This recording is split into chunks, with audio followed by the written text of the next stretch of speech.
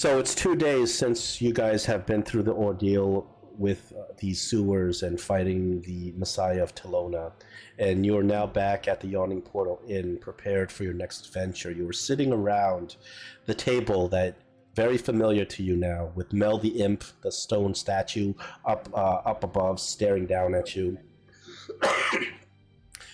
You have Dornan is in here as well. He is sitting there, and with the Tier Saloon in the middle of the table, he places his hand on it. And you can see in the corner of the room, you see the familiar figure of Elminster in his full glory. He sits leaning back, smoking his pipe. And you can see as he smokes his pipe, little fantastical creatures come out of the smoke.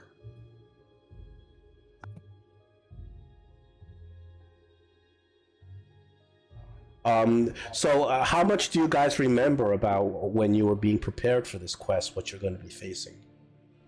That's a question.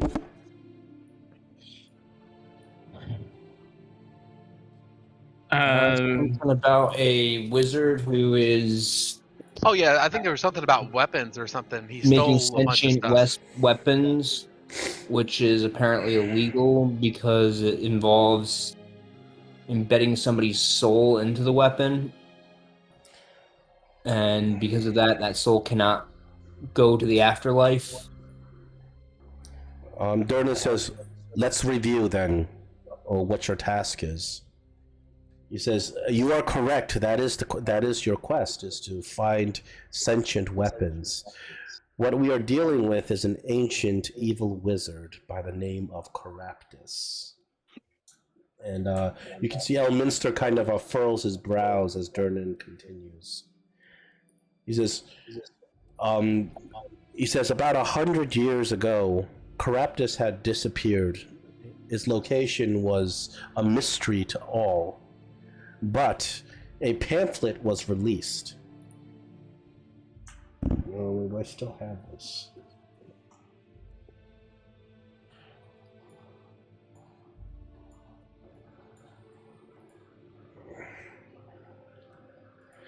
And Dornan takes out a very old piece of parchment, and he unfurls it. And he says, this is a note that was distributed throughout the lands, all the way from the Sword Coast down to the Moonshine Isles.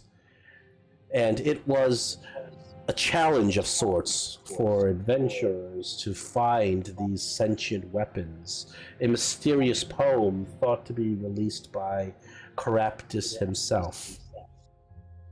He says, during this time, of course, many adventurers had pursued the goal of finding these sentient weapons. They had scoured the lands looking for the location of these weapons, but none have been successful and many have died.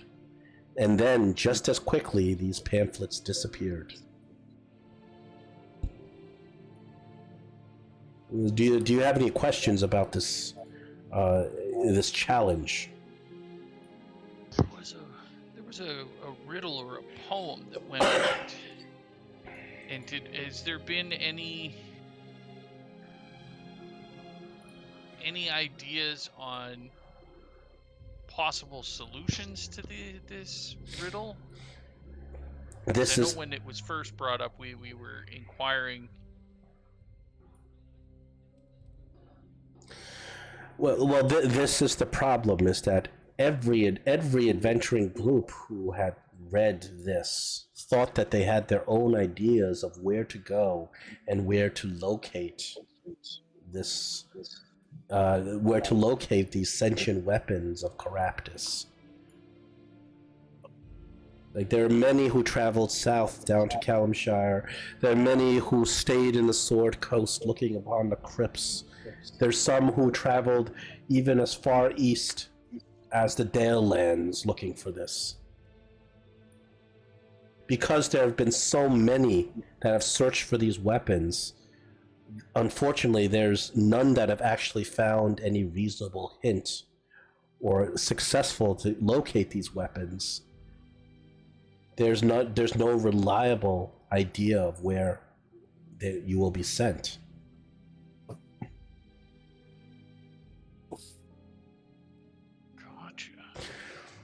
And then Elminster interjects. He says, I fought Caraptus 30 days and 30 nights. I know him very well from the magical beams we've exchanged against each other. I know him to be a man of deep deceit and trickery. He languishes at the suffering of others. He will be more than happy to misguide you and lead you astray, only for you to stare upon the maw of death itself, right as the object of your desire vanishes before you. Such is what gives him pleasure and tickles his fancy. A true sadist, Elminster says as he puffs his pipe.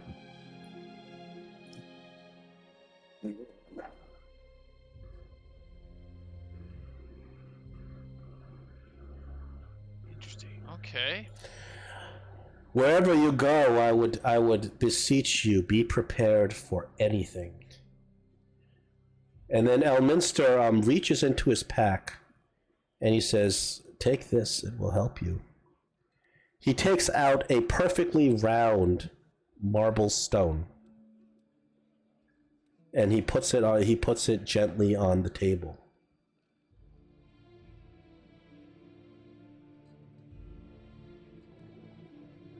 What's that? This is a little trinket I've had with me for, say 800 years or so. It does not have any powerful magical properties in and of itself, but one property, in that it will forever find itself. Wherever you may be sent, this trinket, this stone, will find me.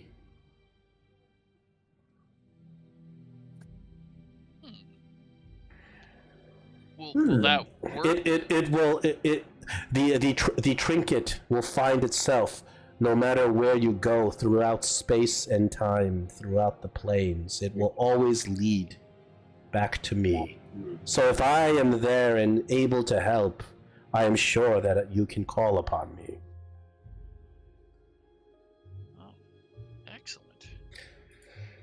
Is there a special way to activate this, or? It will activate itself in times of need.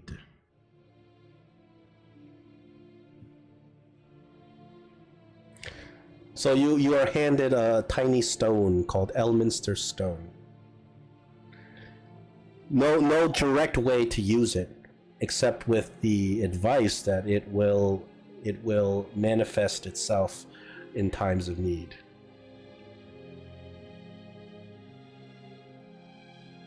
Okay. Should I put an item inside the party inventory? Sure. I think, Gregory, you can hold on to it, one wither to another. Sure. Well.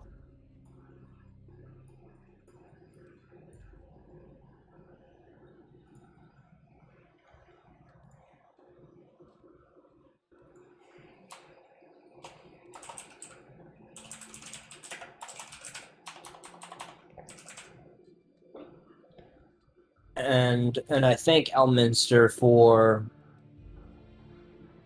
the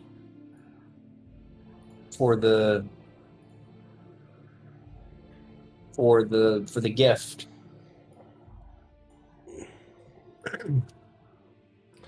You examine the stone, and to your knowledge, as you examine it, it's a very smooth, perfectly carved piece of circular spherical marble, but you don't detect any sort of magical energy coming from it. Whatever magic is inside of it appears to be very latent and hidden.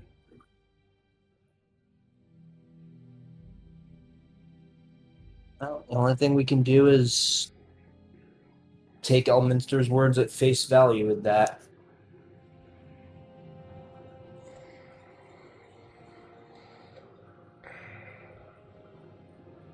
Well, it cost us nothing to get it, so. Yeah, that's true. Yeah, it didn't cost us anything, and it might actually come in handy. It might come. It probably will come in handy. So, I guess I didn't quite understand if these groups have searched from the Dale Lands to the Sword Coast, how are we supposed to find it? Durnan says, I honestly don't know, but I know that this book, the first letters of this book, and the very poem inside this book point directly to Caraptus.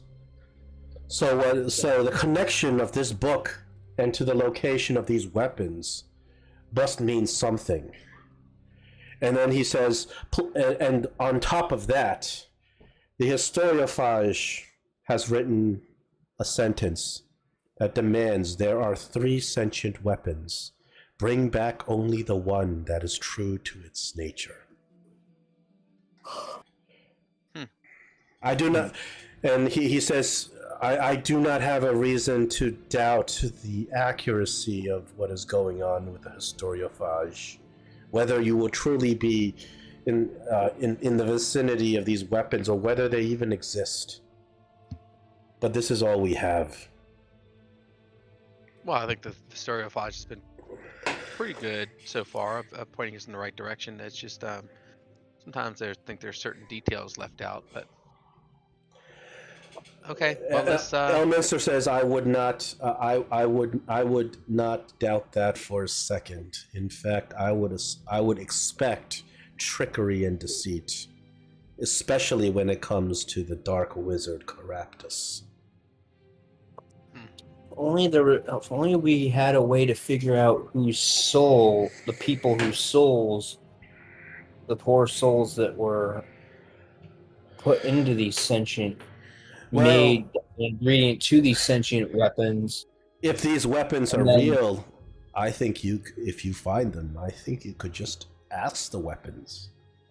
Right. Yes, but I mean, if we could figure out whose souls they were, and then be able to. And then figure out a way to soul scry, that would make it easier to find them. Find the weapons. I think that we're going to have. I think if we put the word, it sounds like this Carathis, but is not only is he cruel, but he's got an incredible ego.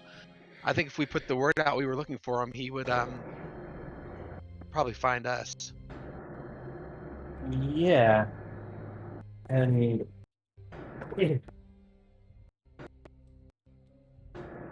question is what caliber. He's definitely a wizard, so. Well, I mean, he fought Elminster, so he's. Yeah. So. From question is he on? He may be at the same caliber as Elminster in terms of. From the information you've been provided, when Elminster fought him, they were on equal footing, and one could not he said they conquer fought the 30 days and 30 nights. So until the goddess Mistra herself had to break up the fight because they were destroying the land. Right. So he's a little bit, I think, above our pay grade. I don't think that we're actually searching for him. We're searching for the weapons. Elminster says, I doubt that Caraptus will be interested in facing you in combat directly. It's not his style. It was only after I had encircled him, deactivated all his nethril crystals, that he had emerged to fight me. Right. So I think that but Caraptus is well known for taking slaves and minions to do his bidding. So, do you have a direction that I mean, the realm is vast, and we could spend our lifetime searching. Do you have a direction that you would suggest to start? It depends on where the historiophage takes you. But you have to remember, the historiophage is not reality. It is been image, a projection of things that have really happened. and it is presented in a tale, a story. So there are often clues inside a story that lead you forward within the plot of the story. I'm afraid that is all I know of the subject matter, for I know not where this book will send you. Well, then I think it sounds like we're prepared for it to send us. Durnan nods his head. I think so too. I think so. Durnan nods his head and beckons everybody take a seat and place your hand on the tear of Selûne as he chants the prayer of Selûne, Alima. And Gregor, you got Featherfall, right? I do, and I have it prepared. Okay. For the last time, because I remember. You remember what happened last time. You better be I remember prepared. what happened in Tomoacon when we first entered that one. We got 10 minutes. Do we need to do water breathing before we start? Preparation is key, Durnan says as he begins. So Durnan says the prayer of Selûne. Alame Tulia Usatiana, and the entire world around you begins to dissolve once again.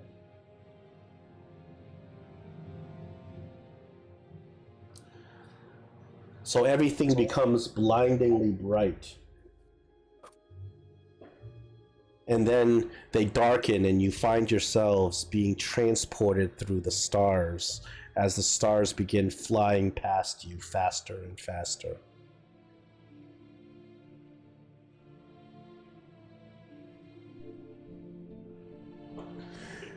And as this is happening, you guys slowly see that there is some sort of entity, some sort of being that appears to be showing you some sort of being which appears to be showing you an image or possibly telling you a story through images inside your mind. You see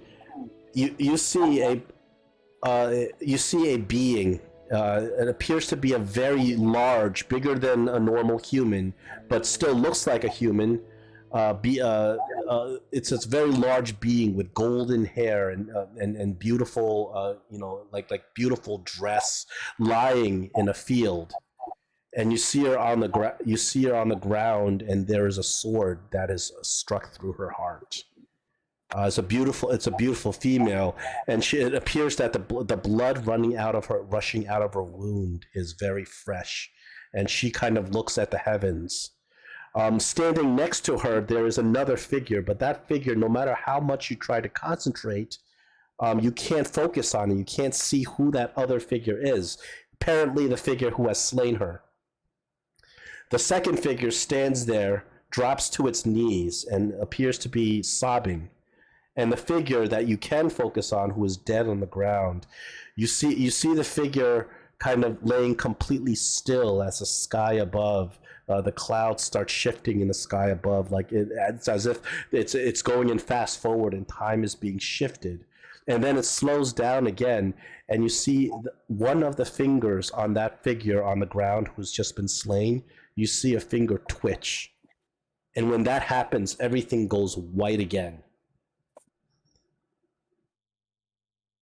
And you guys lose consciousness briefly, and then you wake up, and this is probably the worst plane of travel you've had so far, because when you wake up, you cannot see anything, you cannot hear anything. It is extremely hot. You feel like you are buried under the ground. You cannot breathe.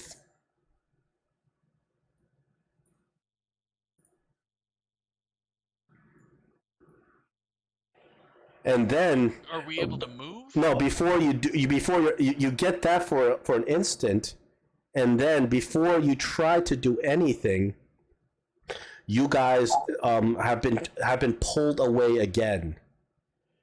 You are now you appear to be standing on a it's a platform. Below the platform is boiling water.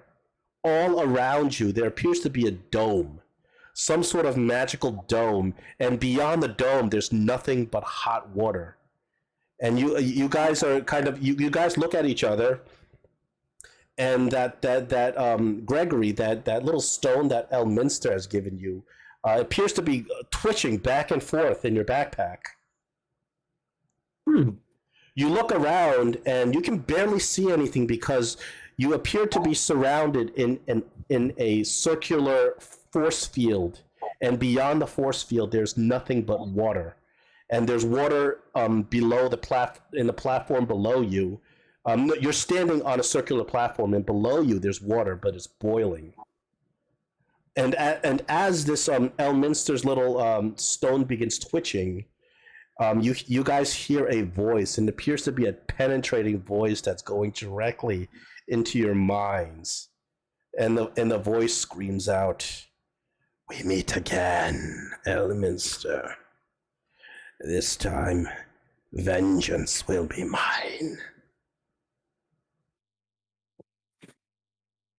You guys look around.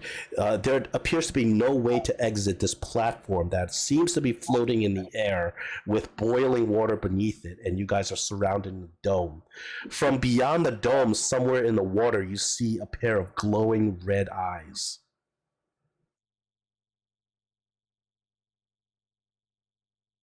Do the eyes appear to be like human? No, they're far too big to be human.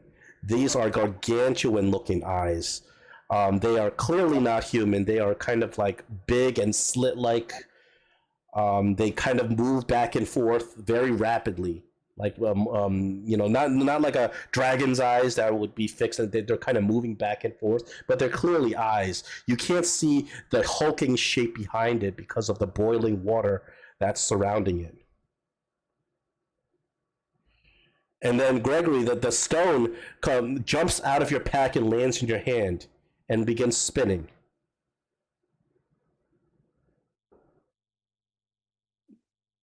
Gregory will just look at that and be like, "Huh." "I will kill your minions, Elminster. I will kill them as you watch." And the stone begins spinning faster and faster in your hand. It appears to be trying to communicate something to you. Stone. All right. Well, you guys take up arms, but at this point, there's nothing directly to attack. There's some horrific creature beyond this force field.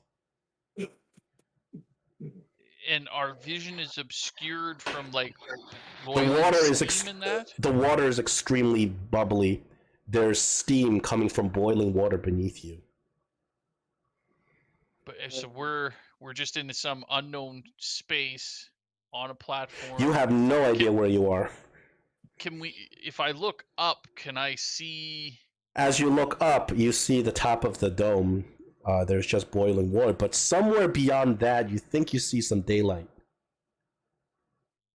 So when you say boiling water, are we on a platform underwater? You are underwater. However, there's a force field that is keeping you from being inside water. Oh, wow. You're inside a bubble, on a platform, inside a bubble in boiling water. Oh, wow. Okay. The magic Olaf is looking around. Floating above something, but okay. Olaf is looking around, and he's starting to put some pieces together. I'm like, trying to remember that note in the poem or whatever, and he's remembering something about a boiling bubble and a beast, and he's thinking maybe we might actually be really close to the trident. Yeah, but something has just warped you over here, because the first place you warped to, you were somewhere buried underground.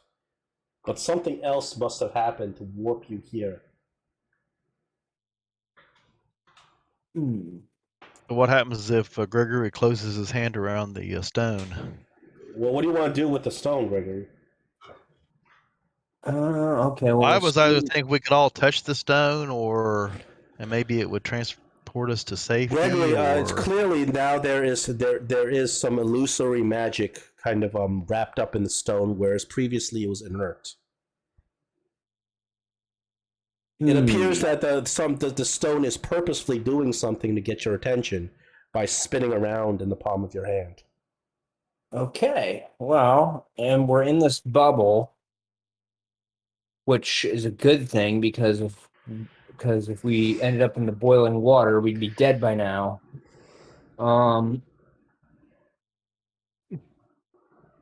So, and then Gregory is probably going to say, I think Elminster might be trying to tell us something through the stone. Ask it what it's trying to say. So Gregory will look at the stone and say, Elminster, are you trying to talk to us?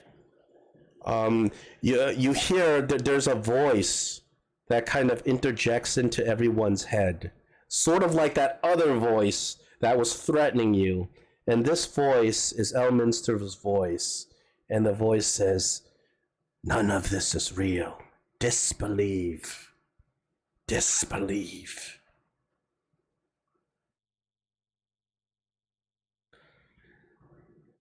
Okay. Illusions, horrors, deep nethril magic. Disbelieve. Okay. Well, none of this is real. It's illusion magic. Okay. I think I know what I got to do. Okay. The only thing is, it's illusion magic. None of it's real. How about the spell? I was thinking dispel magic, but the only thing is detecting where the illusion magic is coming from so that we can dispel it. Well, you're the expert in that. I don't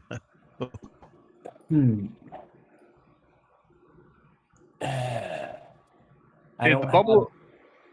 I don't have the spell prepared, so I'd have to ritual cast it, which would take 10 minutes of in-game time. The bubble begins shrinking. You don't think you have 10 minutes. All right, so I can't cast Detect Magic. So as you guys are looking around, the bubble, you see the bubble is shrinking and closing in on you. There's no exit from this platform besides the boiling water below. Do we hear anything? You hear bubbling. You hear steam. You smell sulfur in the air. Convinced it's an illusion. Definitely an illusion. Can I just look over the edge of this platform? You look over the edge, you look down, and it's just boiling water. Can I pick up a stone and throw it down there, see if anything happens? You throw something into the water, it just plops into the water as expected. So it does splash. Okay. Which way does his rock fall? As expected, it falls down into the boiling water. Okay. So presumably I'm at a loss. Can I send we know this isn't real. Can I send Mage Hand through the force field? Mage Hand does not go through the force field. The power, whatever is the magic of the force field, is too strong as you try to put a Mage Hand through it. And then the voice comes once more. Disbelieve. So that's all we can do is just disbelieve it. And then the other voice says, Elminster, your minions are not strong enough. They will die here.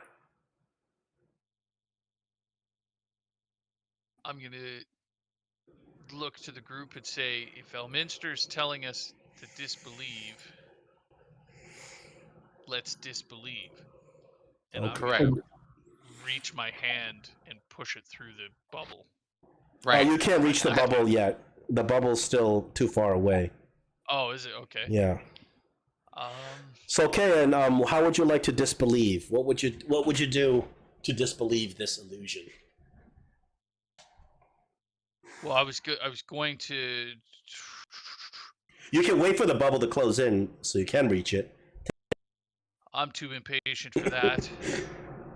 All right, guys, I'm going to reach into my pack and grab my rope, and I'm going to hand one end to John, and I'm going to hurriedly tie the other end around my waist, and I'm going to step off the platform and say, I think I'm fine.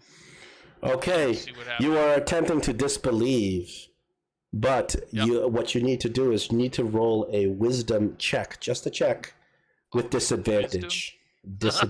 With disadvantage, because you are not willing to truly disbelieve. You still want some reassurance. Oh, sorry, I rolled that in chat. I apparently believe I'm falling to my death. No, that is okay. 10 is exactly what you needed. Oh, well, there you go.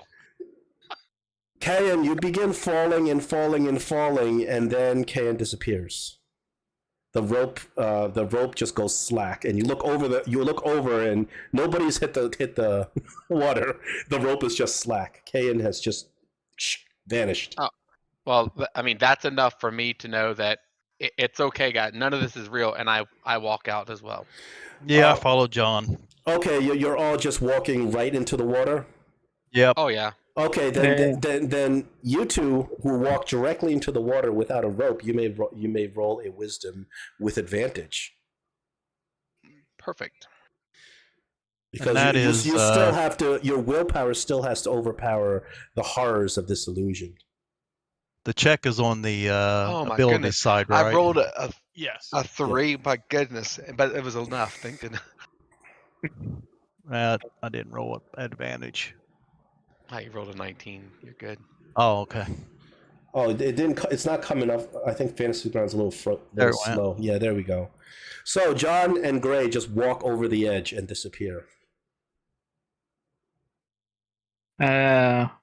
Olaf says, if you can't handle the heat, get out of the kitchen.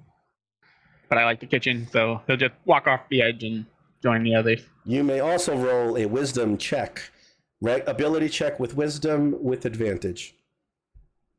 With advantage.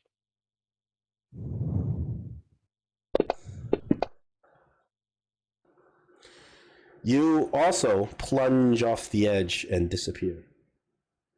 Oh, these checks don't necessarily, because the result's going to be obvious. So.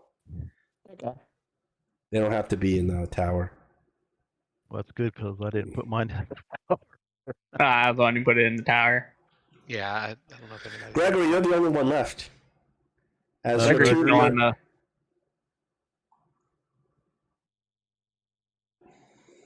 don't think Gregory has come across yet, has he? No, I have not. As your teammates just decide to walk right off the ledge, and they all seem to have disappeared, warped away. And they didn't splash into the water. No, they didn't splash into the water. You would have noticed. Didn't scream in pain either. Putting 2 and 2 together to get 4, Gregory understands that the water is the illusion. Entertaining the idea of casting Dispel Magic, he decided, maybe not this time. I'm just going to... And he just decides to just jump off the platform. All right, you may roll the wisdom check, ability check with advantage. All right, advantage, wisdom.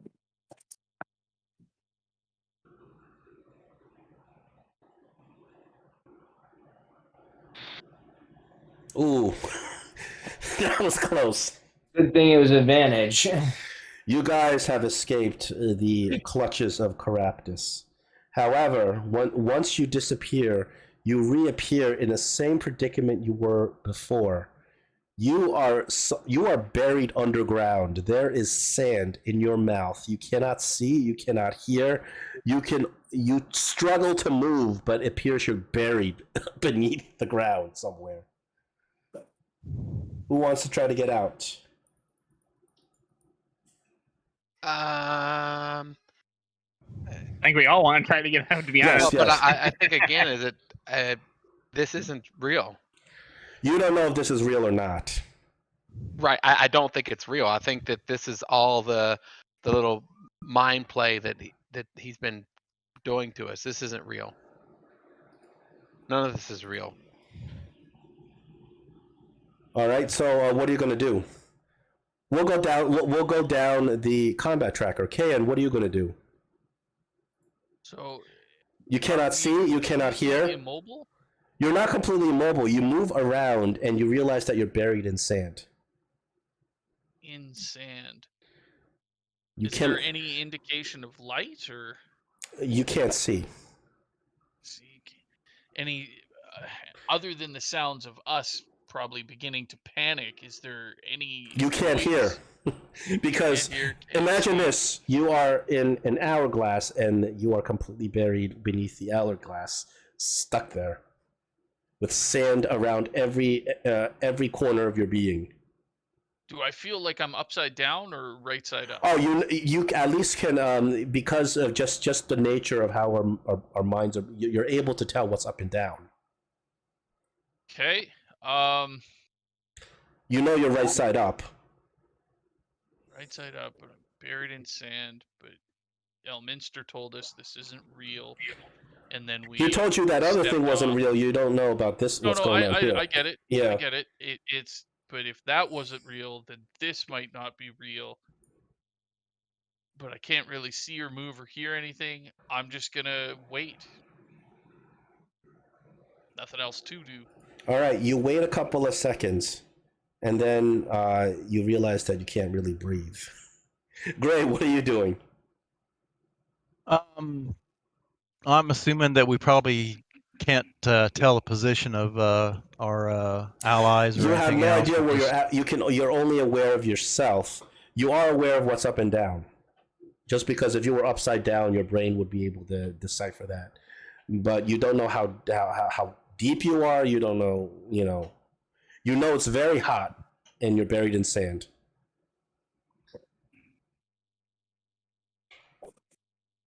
Okay. I am going to.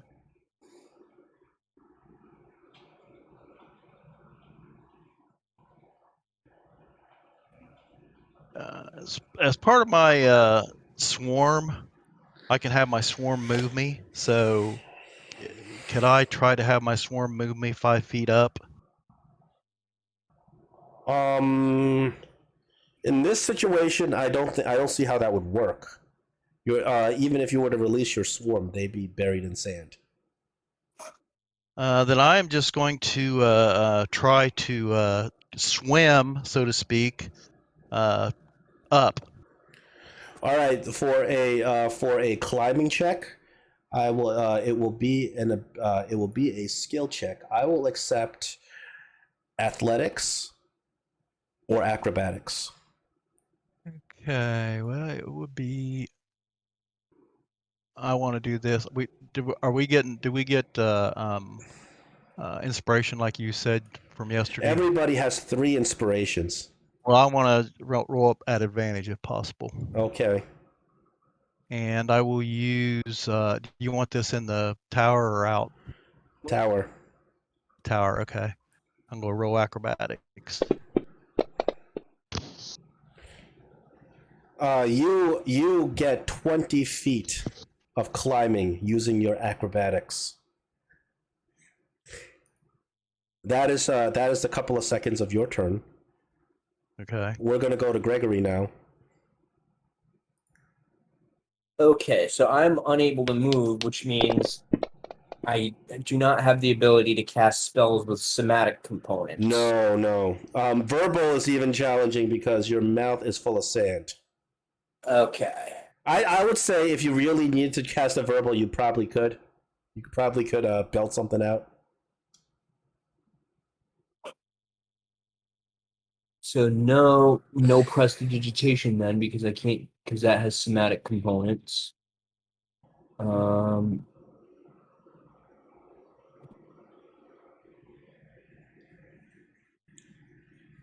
Let's see. How do I want to do this? Let's see.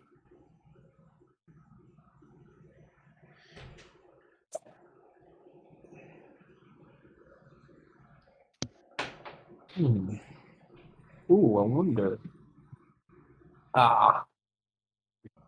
Shatter is also somatic. You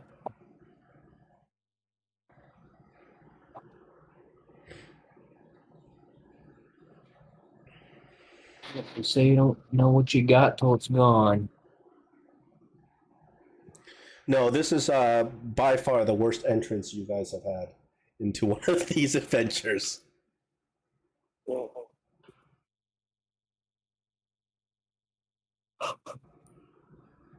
Well,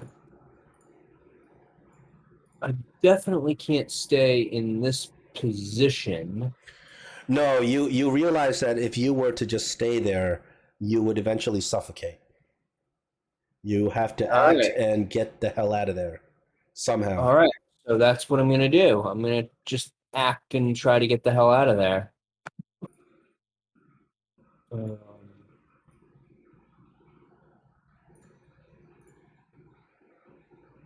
So you said an athletics or acrobatics check? Yes, in order to kind of climb out, I will accept athletics or acrobatics. All right, I will roll acrobatics in the tower.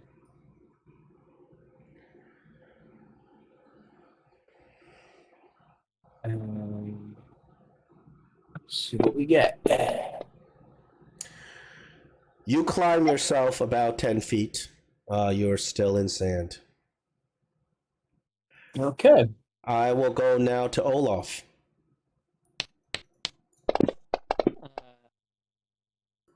Olaf is in a bit of a panic. What he'll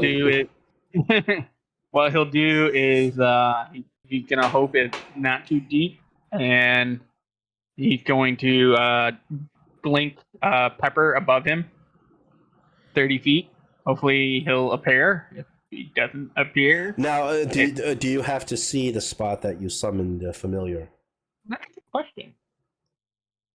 Because you might have to, because you might not be able to do so because you can't see anything.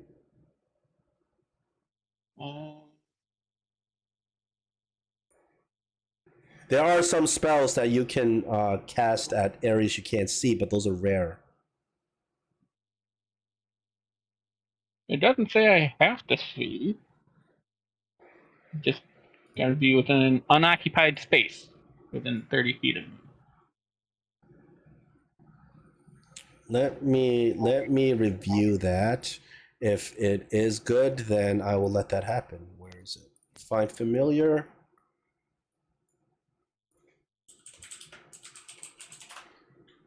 I will review that.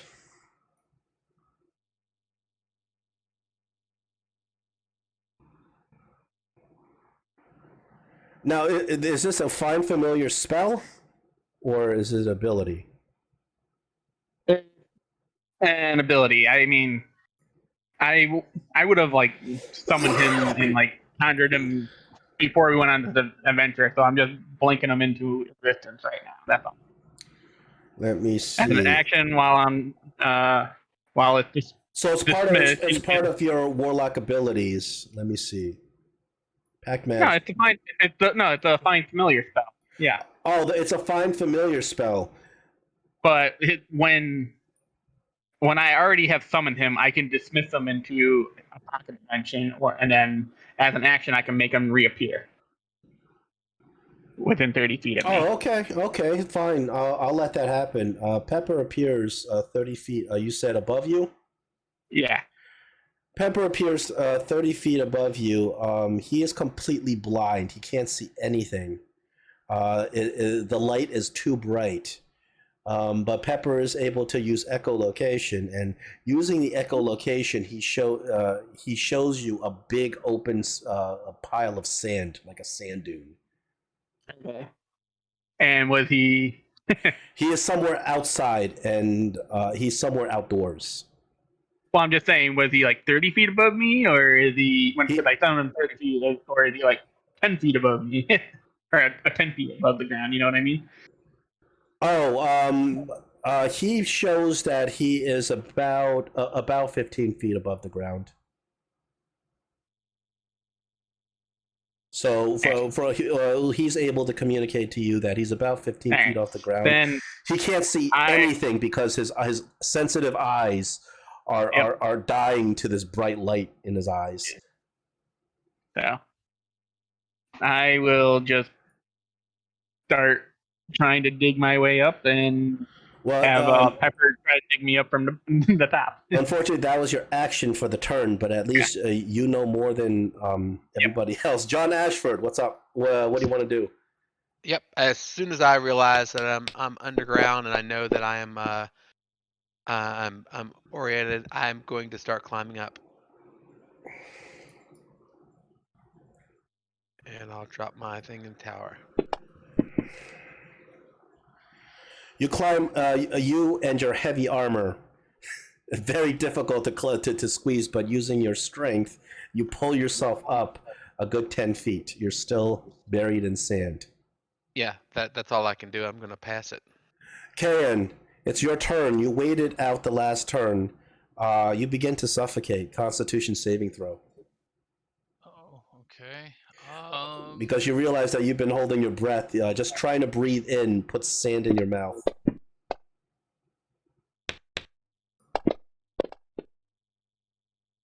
Seven points of force damage as you're suffocating, but it is now your turn.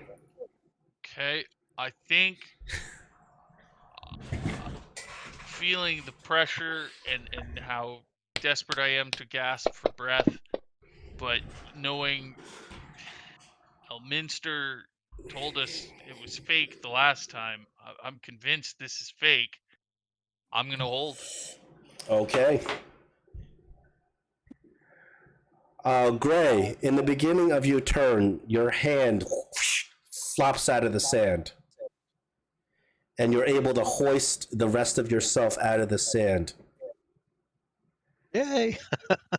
You get up, you look take a deep around. breath. Yeah, you see, the only thing you see is you are somewhere in a desert. It is just blindingly hot. You see Olaf's familiar kind of hovering above you, and you kind of look around. There's nothing but sand, and it stretches as far as the eye can see. Perhaps with a couple of mountains from far off in the distance. Mm-hmm.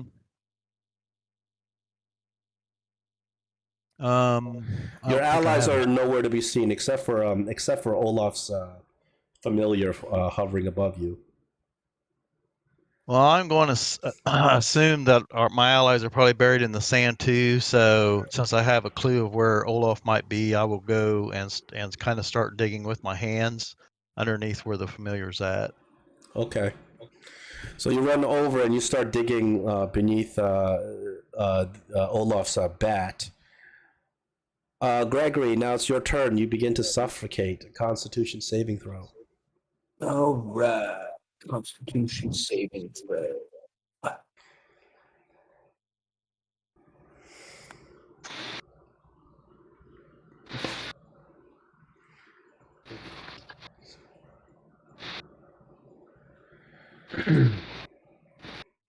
Ooh. 7 points of force damage as you suffocate. Still your turn. Okay. So. Oh. You know what I might try to do? I don't know how useful this is going to be, but. Oh.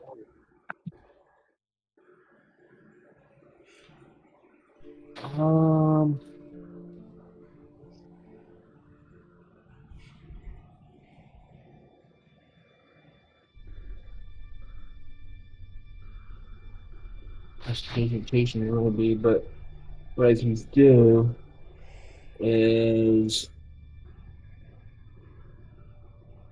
Alright, well, if I'm able to dig through the sand, do you think I'd be... Because I would have enough mobility to perform a somatic spell component?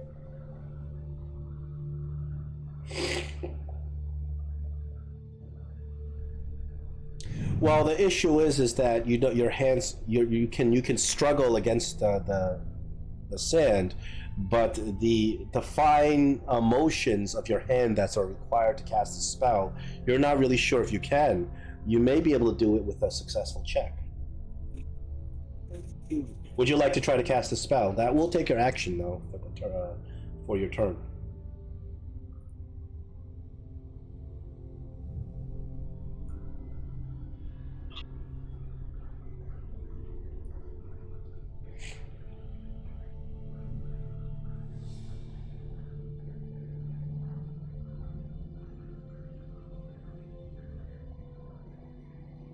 Do you want to try?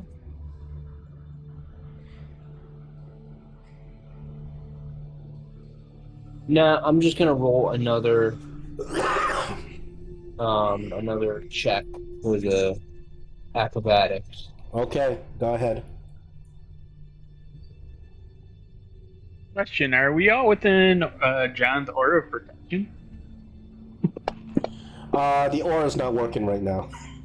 I'm saying it's not. Right.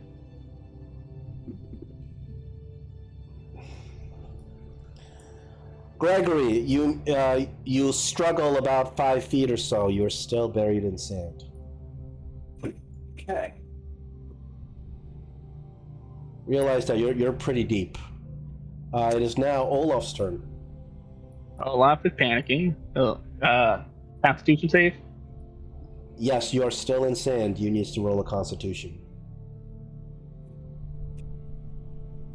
Wow, despite the fact that you're panicking, hyperventilating, you managed to stave off suffocation for this round. Nice. And then acrobatics to start digging up. Do that. Oh, I gotta do that in tower. Sorry. Okay. You actually may roll an acrobatics with advantage, and Okay. I'll take the higher result because 10's not going to cut it. With Gray helping digging from above, it's shortening the distance that you have to climb. You make it a good 5 feet, but it appears that once you get 5 feet, your fingers kind of brush up against Gray's, who's digging from below. For the next round, he'll be able to pull you up. All right. All right, it's John Ashford's turn. Beginning of your turn, a Constitution save. Ugh. Ooh. You take a little bit of suffocation damage. Ugh, it's a lot of it. Then I'm going to try to do what I can to get out of here. Here's my athletics check. Okay, you do a good 10 feet of upwards climbing out of this sand. You are still stuck in sand. Okay, then that's really all I can do, so I'm going to pass it. All right, Kayan, it is your turn. You need a Constitution save. Right. Constitution save. So, feeling even more pressure. You hold your breath and find your inner zen, not suffering any damage this round. Oh. Okay. Well, seeing as the pressures, it almost feels like it's eased up. I'm thinking maybe Elminster's right. Maybe this is all fake. I will try and reach out with my hands a little bit to see if I can sense any change in the environment other than the feeling in my head like, hey, it's not pushing on me so hard, so I'm not feeling quite so crushed. Every direction you reach is just sand. Okay. Yeah, I'm gonna wait. It feels like it's good. All right, Gray, it's your turn, and you find Olaf. You help pull him out. You broke up. What'd you say? It's your turn, and you find Olaf, and you help pull him out. Yeah, that's what I do. I reach down and grab a hold of Olaf and help pull him out. Was that my action? Yeah, that'll take your action. Okay. Gregory, it's your turn. All right. Seeing that trying to climb through is not going to get me very far, I'm going to try something crazy. I am going to try to cast Shatter.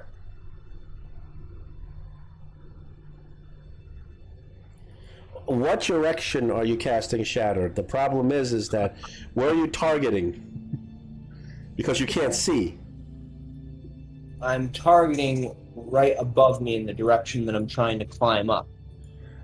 Okay, hold on. So this is the problem. If you target above you, you're going to hit yourself.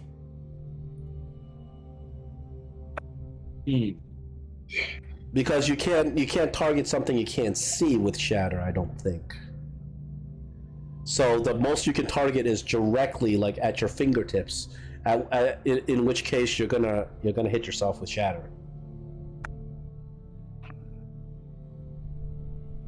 Do you want to go crazy? Let's see.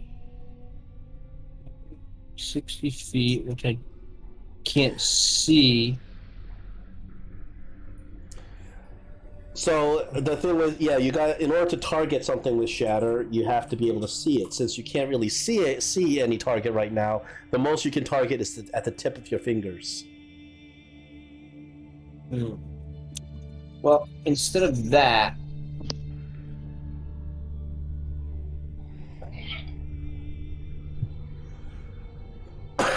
I'm going to try Prestidigitation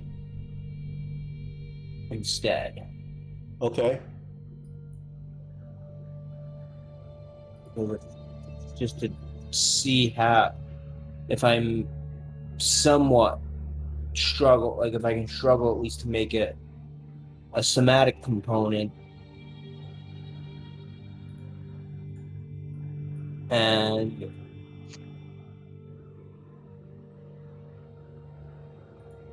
one part of the spell.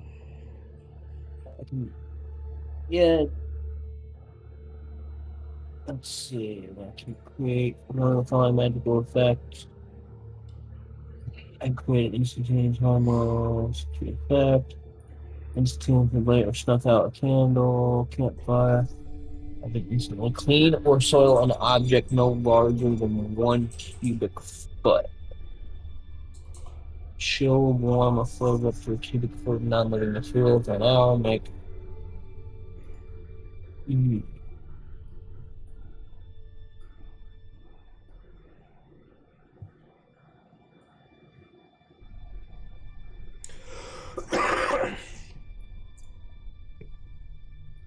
Yeah, what would you like to do with this cantrip? I think the other cantrip is very useful. That cleric cantrip maybe find some use. How would you like to use Prestidigitation in this case? Well, so I can't really see anything. However, if I feel sand, if I can clear 1 cubic foot in front of me,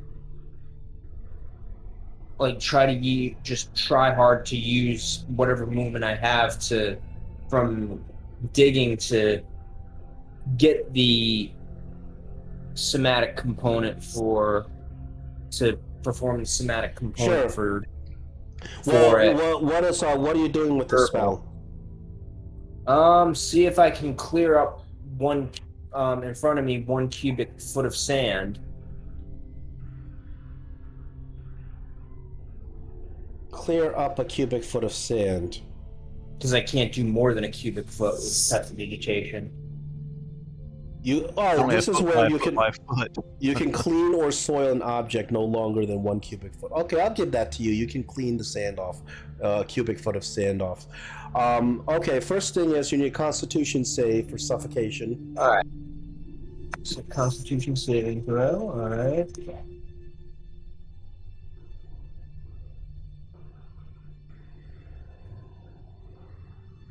Ooh, you're gonna take some damage.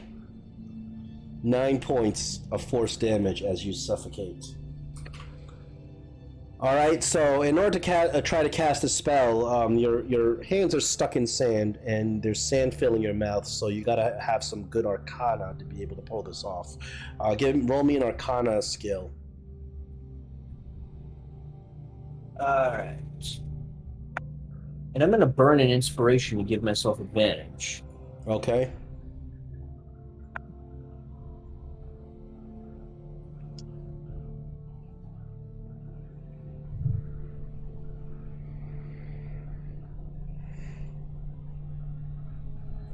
You successfully take away 1 cubic foot of sand directly above you with your magic. As this happens, Olaf and Gray, you notice that somewhere next to you, about maybe 3 or 4 feet away, the sand just slumps down a foot. Okay.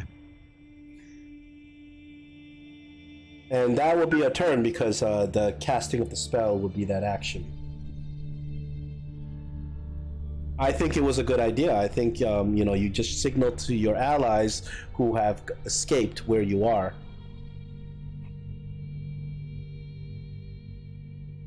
All right. All right, Olaf, you're up. So you turn around and you notice that somewhere about 3 feet away, the sand just slumps down. I'm like, back up, Gray, and I tell him to get a little bit away from that, and I step back a few paces, and I will cast Eldritch Blast to try to blast away the sand on top of it, using Repelling Blast that I now have. Haha.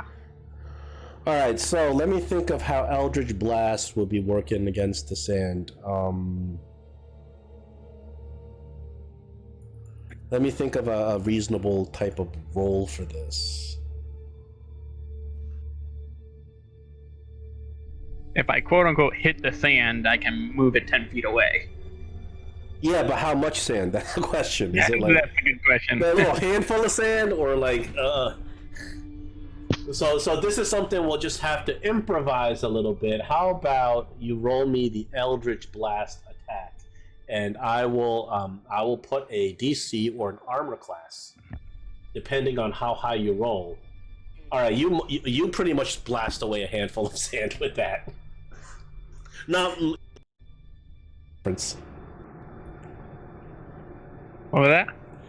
you blast away a handful of sand, not that much with your Eldritch Blast. Not enough to move a huge chunk of sand. Blast.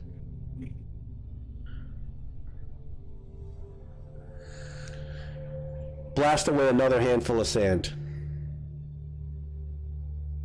Okay. You do move that sand 10 feet away, but it's only like a big splash of sand. Thinking that would have done a lot more, I will just get out my big spoon and start digging. All right. Well, that was your That's action where for that the turn. Yeah, I John, know. you are still under the sand. Constitution save. Okay.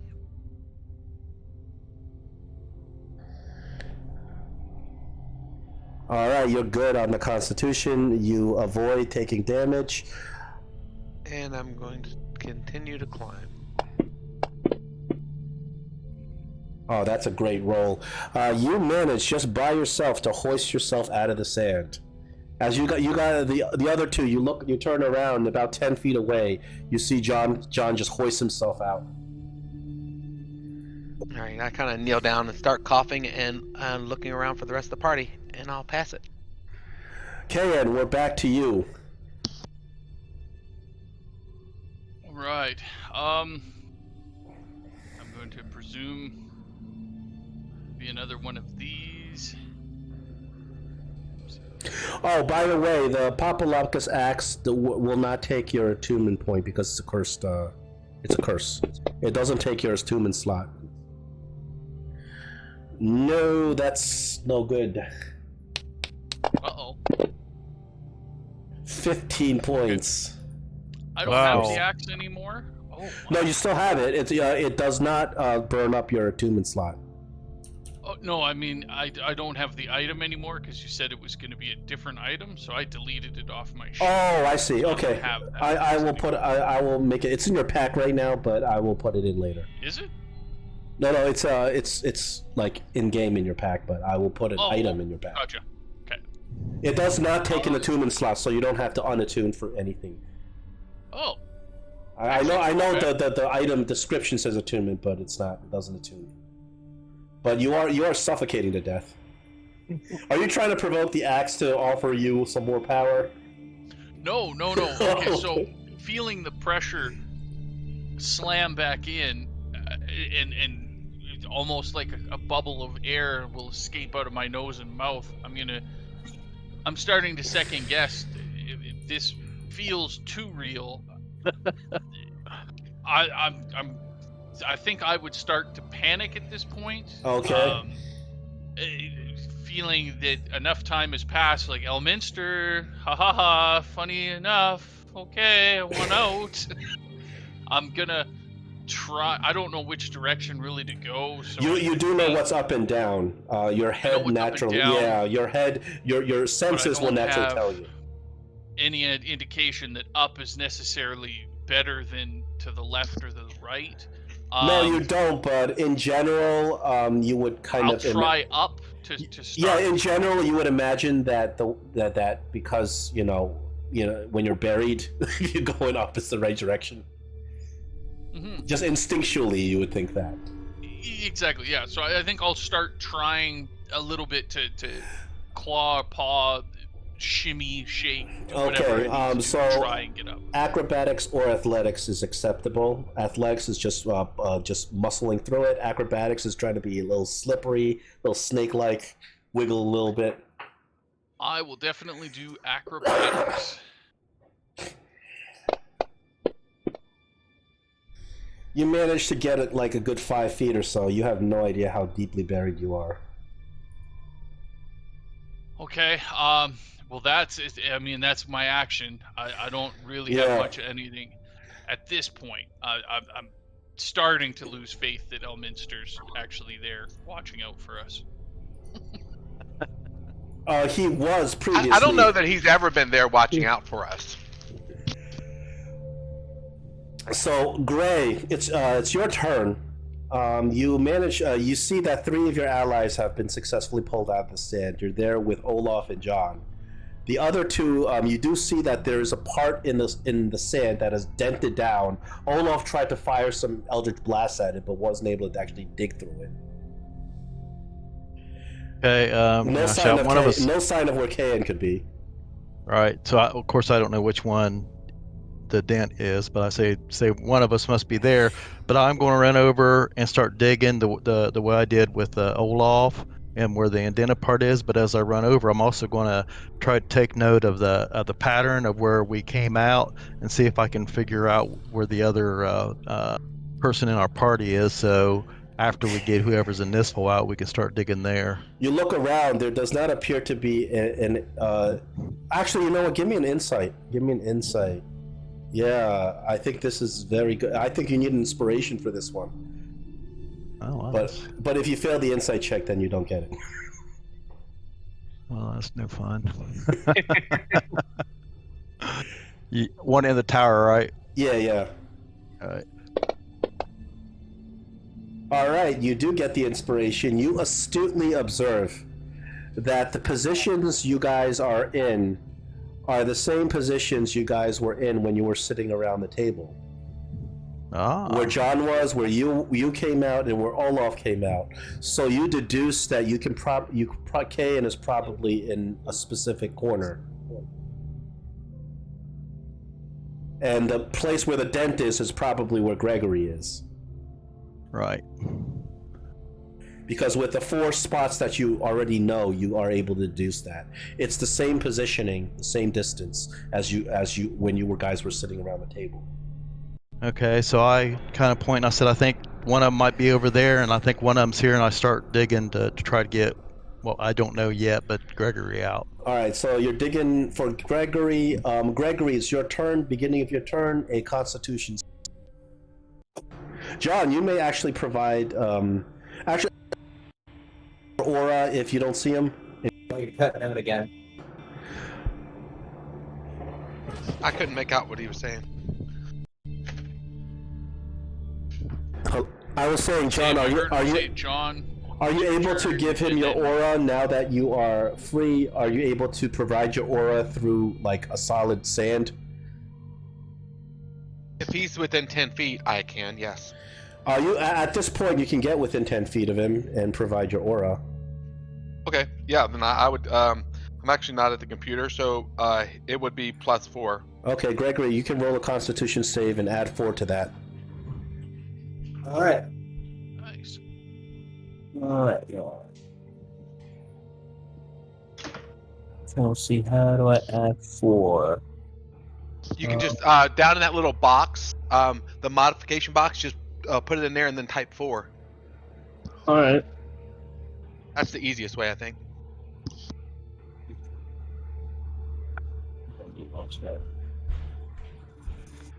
So it's the one that says adjusting or whatever.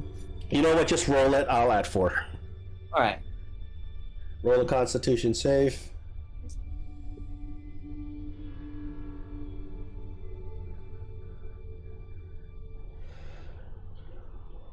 Oh boy. Oh, That 4 really okay, so this +4 would give you this 7. Oh no, you're still taking That ain't gonna be it, yeah. you're still taking three thumps on that. oh. Ouch. Gregory, you feel yourself suffocating badly. There's sand going down your mouth.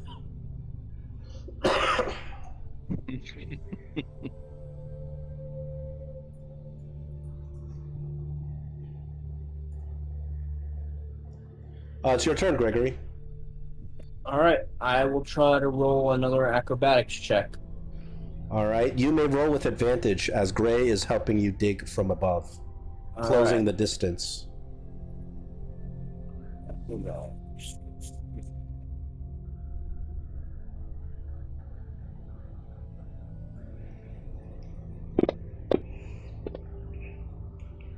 Oh, very good.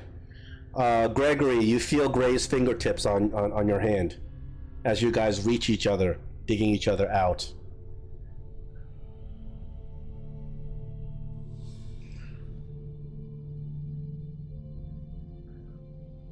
I shout, I got one, so the other ones will know to go to the other spot that I found.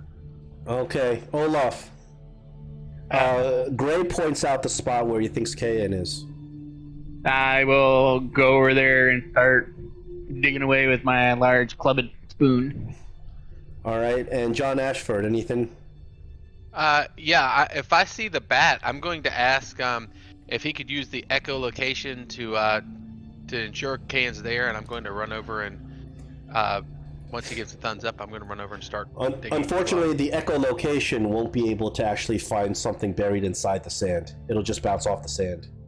Okay, so I'm going to go over where Tremor Olaf is sense digging, and I'll would. start digging. If anybody has tremors, I don't think anything has tremor sense. No, so I'm going to go where Olaf is digging, and All right, Kayan, unbeknownst to you, your allies are digging to get to you. You don't know how far down in the sand you're buried, and you are going to roll a Constitution save. Now you have advantage. No, +4 because John is within 10 feet of you. Okay, fantastic. So if I put 4 con save, go like that. Oh, you stave off the suffocation. Your will to live is too strong. Gotcha. But I'm not falling for it this time. I'm too confused and panicking. at this point, realizing that this, I'm fairly sure I would be convinced at this point that this is real and I'm about to die. That I'm one big mouthful of sand away from choking and gasping out my last breath. But I am completely surrounded by... I think I'm gonna try something in my panic state. Even though I know it'll end up with sand in my mouth, would I be able to try and say some words? You can try to say Spell? some words. What kind of spell are you trying to cast? Misty Step. Do you have to have a visual location of the Misty Step? To Misty Oh, Step? you're correct. Unoccupied space that I can see. Never mind. Oh, darn. No, Okay. you are unable to cast Misty Step because you cannot. You can't find a endpoint to it. That is okay. Well, that means then I am just going to, I guess, try and keep digging in a random direction at this point. Well, you're digging up. It's not a random direction. Yeah, I'll I guess keep trying. I mean, I'm completely surrounded All by right. sand. I'm not You sure may how you much may I roll can do, with but sure. you roll with advantage on this one. All right, skills advantage. I will go this way. Yeah, Olaf says Deng Ragmir. You're going to be saying Deng Ragmir again later on. For other reasons.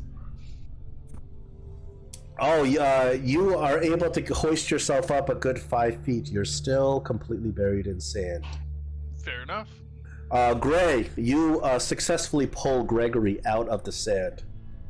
Gregory, as you get pulled out of the sand, you still have the robe of eyes on, and you are in direct sunlight. You go completely blind. Oh. And what I'll do is I will try to doff my robe of eyes.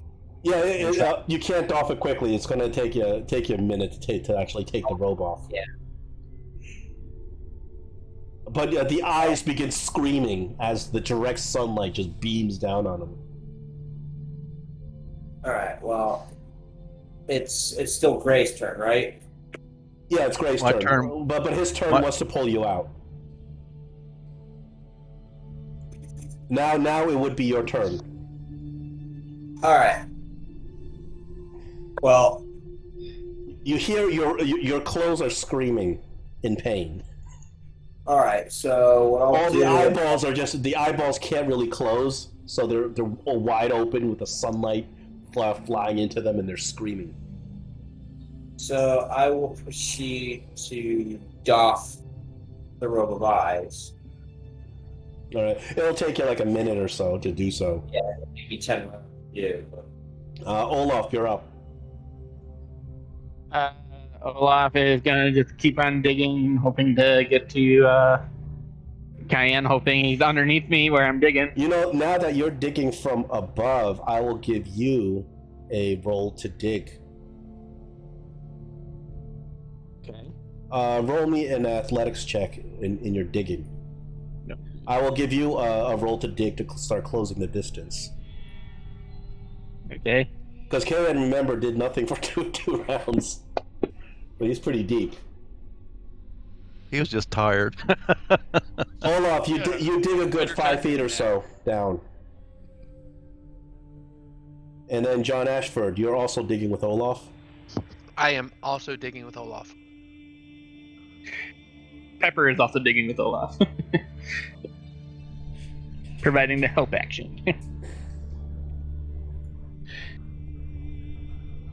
Oh, you should have said that. You could have rolled with advantage. Yeah. It's okay. I'm sure we'll get to Cayenne eventually. Oh, John, you're rolling? Oh, I didn't know that you wanted me to roll. I thought. Yeah, give me athletics as you're digging. I'm gonna see you're closing the distance between you going down. Whoa, that's a nat 20 on your athletics. John, you you dig fastidiously, using your shield as like a shovel, and And then finally you see Kayan's fingertips reaching out, Nice. and you're able to hoist him out. Perfect.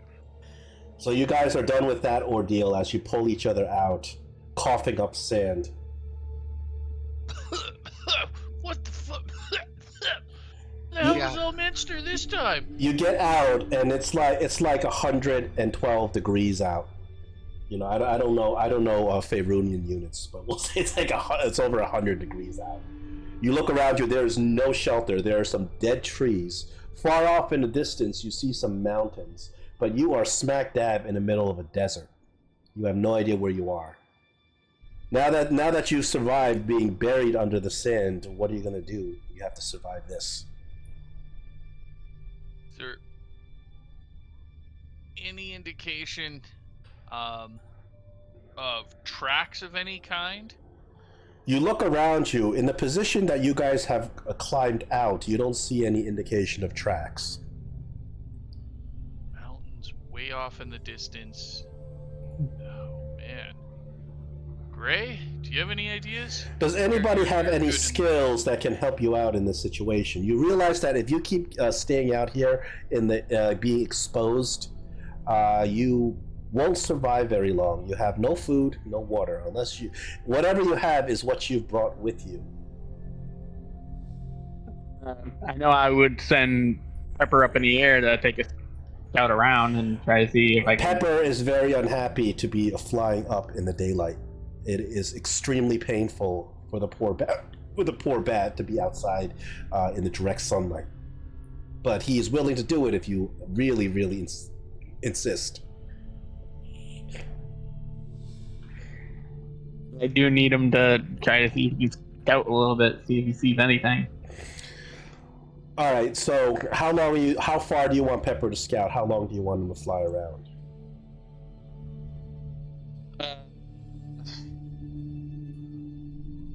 I'll send him out. I mean, what's our visual distance we can see? What, like 100 yards? I'll send him out 100 yards to the north just to see if there's anything in that direction up high, and then have him come back. Okay, about 100 yards. I need Pepper to roll a Constitution. This is definitely not an environment that a bat is comfortable with. This is the scorching hot sands of the desert in extreme heat.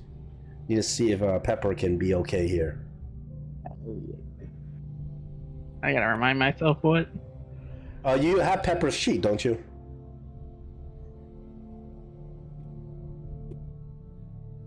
I used to have a sheet for him. Hang on. Might have to add the character.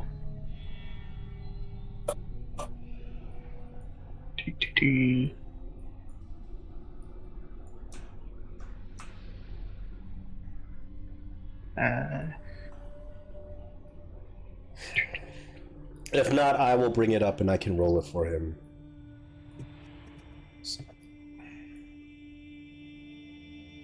Bat. There we go. Yeah. You said Constitution save? Yeah. Oh, come on, Pepper. Pepper is able to report to you some information. He tells you as he flies in the direction. You don't know what's north and south. You guys haven't established that yet. But he flies in the direction towards the mountains. And Pepper shows you that there appears to be some sort of path. This path is not natural part of the desert. There appears to be torches lined up 2 by 2 heading towards the mountain. But as he does this, Pepper falls from exhaustion. Pepper, unfortunately, is not available to you until you're able to summon him again. Recast it again. Yep. You took 1 hit point. All right. He has 1 hit point. Okay. But you did get some information. Okay. Gray looks up in the sky to see if he can see any like hawks or any desert type birds flying around. From where you're standing, you look up. There, it is high noon in the desert. there are absolutely no living creatures about besides yourselves. Because it is so hot out, no living creature will be exposing themselves at this time. Is there any trees or else anything? You said there's no shelter at all, right? Not from anywhere you can see. There are a bunch of dead trees in the landscape, Mm-hmm. but you don't see any shelter, any caves. You guys also, does anybody have any water or food? I have water. You have some water, okay. I also think I have some rations, but I'm not 100% sure. But Olaf tells you that Pepper was able to locate. It's about, maybe less than a mile ahead. There's that path. Well, I think we should head at least to the path. I would agree. As we got no other direction to head in, and it's towards the mountains. Maybe we'll find a cave or some water or something. Does anybody know? Does anybody have any skills that can help you in this situation? Well, I got survivability, tracking. Yep. So you guys head on over. Okay. Without. In game, it's been a minute, right? Of course, you finally get your robe off. All right, I take the robe of eyes off and I neatly fold and roll it up and put it in my pack.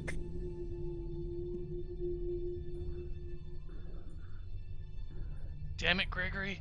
We're in a desert. Now's not the time to be strutting naked. What are you doing?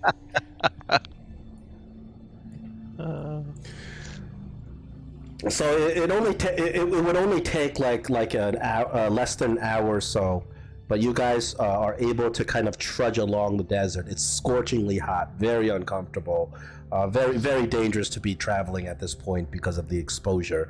The sands are scorching hot, and the winds are high.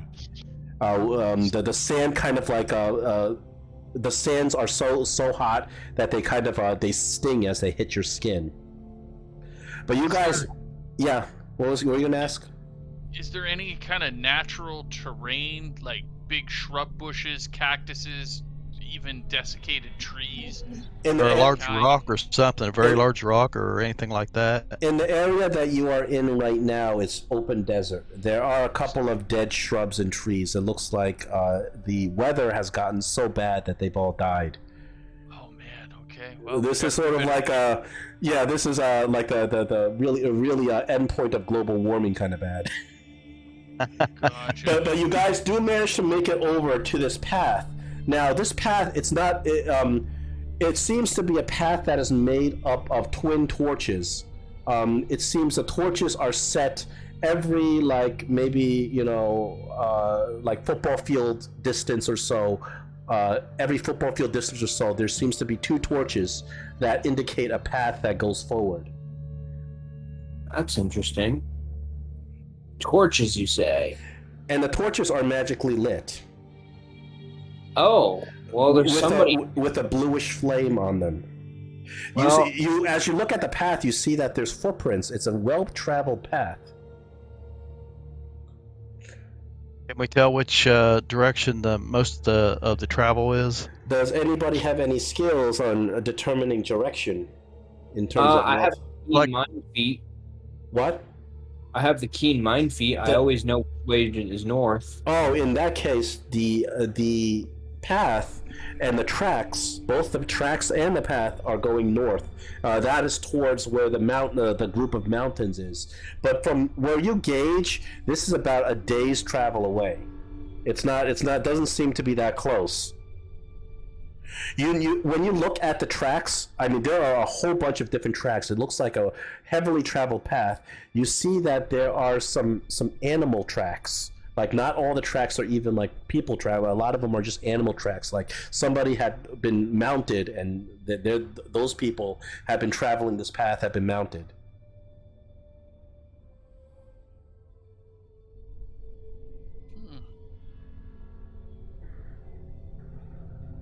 That's strange, because we didn't see these tracks until we got close to these torches. Yeah, and it's odd that there's torches that are magically lit with blue flame, which means there's somebody here. Yeah, you don't have to cast any spells. You recognize the spell that is cast on these torches is a continual flame spell. And they were intentionally put there in order to, I guess, guide others to go along this path. It's very that's very obvious to you.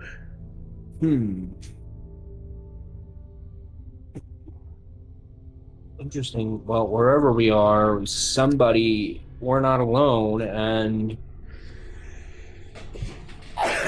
or at least somebody's here, or at least they were here at some point, if they're lighting continual flames on these torches in the middle of what seems like the middle of nowhere. Well, I guess the only place we can go... The only shelter might be the mountains. Yes, I was gonna say we should just head for the mountains because... Well, you guys look around and you think that perhaps off to another direction there may be like a kind of like a formation of like jagged rocks and stuff. Maybe further off to the western direction. Huh. But that is away from this path. This path is taking you north towards the mountain formation. Do you have an estimate about how far away the mountains are? From the pace that you guys can walk, you think it's about a day's worth of travel, and you realize that being exposed out here for a day is going to be real rough. Let me see what Warrenkind's private sanctum can do, because... Does that give you food and water? That would really help. It doesn't do Well, that. I do have a skill, a feature of a ranger, a swarm keeper is, well, it says I have excellent memory for maps and can always know where settlements and stuff are, but also that I can find food and fresh water for yourself for up to 5 other people each day, provided the land offers berries, small game, water, and so forth. This land is offering neither berries, small games, water. You're not so cruel. Water, you're not sure. You're really not sure because due to your knowledge of different terrains and your ranger class, you do know that even in the harshest deserts, there often are oases. Mm-hmm. If one had the skill to find an oasis, you can find both food and water in one. Right. This is where you're gonna be mad at Ragmir because he has to create food and water spell that clerics have. You can just and he's supposed to be with us, right? He was. So now you're gonna have to make do without that spell, without that hack. Yeah. You guys remember? I was just actually thinking about that. You guys remember when we were coming back from Elementaries? I summoned that phantom steed. One of us can probably do a little scouting for a good distance and then report back to us. Yeah, I can do the same thing. I can summon a steed to we didn't sound like we really got a direction. Well, you have 2 possible ways to go. One is if you follow this path that's laid out before you, it'll take you towards a couple of mountain ranges in the north. Also to the west, there are a bunch of jagged rocks that you can see.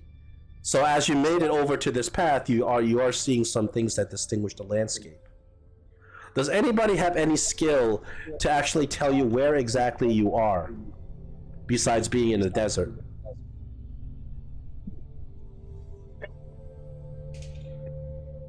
Not me, no. I think Rob sure used to have something that could tell you. Yeah, Rob, I thought had something. Yeah, if we were on a ship, maybe it might be a little different. And if I had navigator's tools, I could maybe help navigate a course. But we're believing that we're still in the Forgotten Realms. It does say that I have excellent memory of maps and geography, can always recall the general layout of terrain, settlements, and other features around you.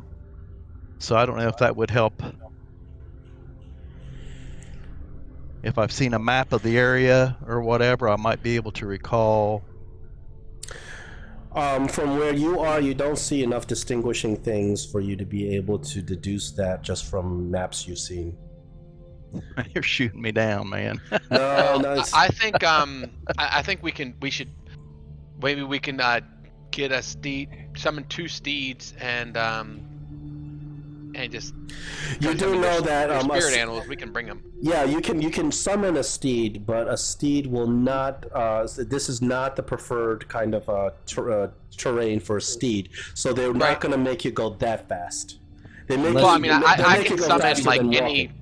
Right. It does. It says you can summon a steed that takes the form of anything that you choose. Oh, okay. A pony, camel, elk, mastiff. So I would just Camel or bring a camel would be good because camels can travel pretty far in the desert. Yes, this is. As a matter of fact, you look down at the tracks that are along this path, and you are able to deduce that they are the unique 3-toed tracks of camels, or the 2-toed. Yeah. So I am definitely going to go ahead and summon a camel. I'm gonna let me take it's a 2nd level spell slot, and it's going to take 10 minutes, so I'm going to start working on it. While you're doing that, I'll do the same thing. And then I'm wondering if the rest of us could go to one of the shrubs or stump or something like that and use our cloaks to kind of make a shelter and stay in the shelter until our comrades come back to let us know what they found on their camels. There's not really any cover unless you want to go towards the jagged rocks, which are about how far are we from the jagged rocks? you think about maybe a couple of hours travel. You can see them because the sand is so barren. But you think it's about a couple hours travel. I think the other way to do it is we just continue traveling along the path on foot while John and Olaf scout ahead with their horses. If they find something, they can come back and let us know. Yep. I'm not sure I want to stay stationary in this baking sun.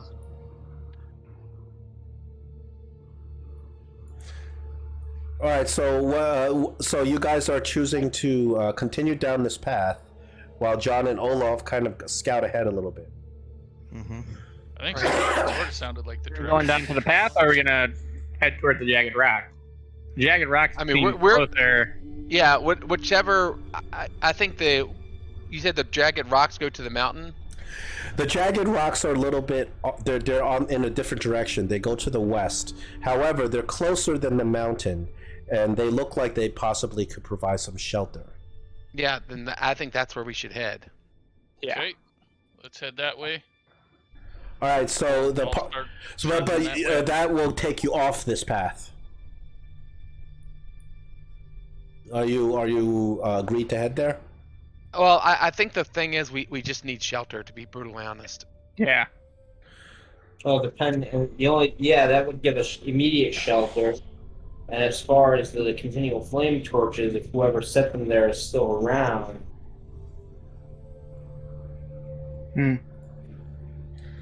But I guess we can figure that out. We can at least go there, get some shelter, and rest while we can talk about what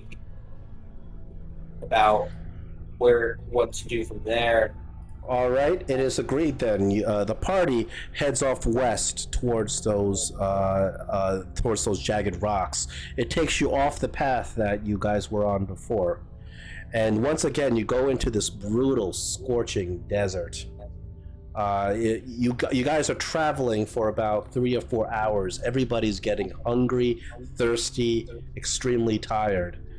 But finally, you reach the jagged rocks. You see that there are a whole bunch of natural formations of rocks jutting out of the ground, probably from tectonic plate shifts and whatnot. This is several miles away from where you were on the path. Other than these natural rock formations, do we see any plant life of any kind? Or any indications of water? No. Oh my This is a brutal place that you've found yourself in. Nothing.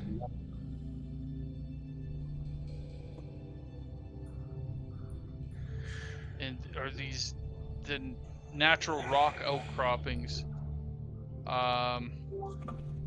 Does it look like there's any kind of overhang or?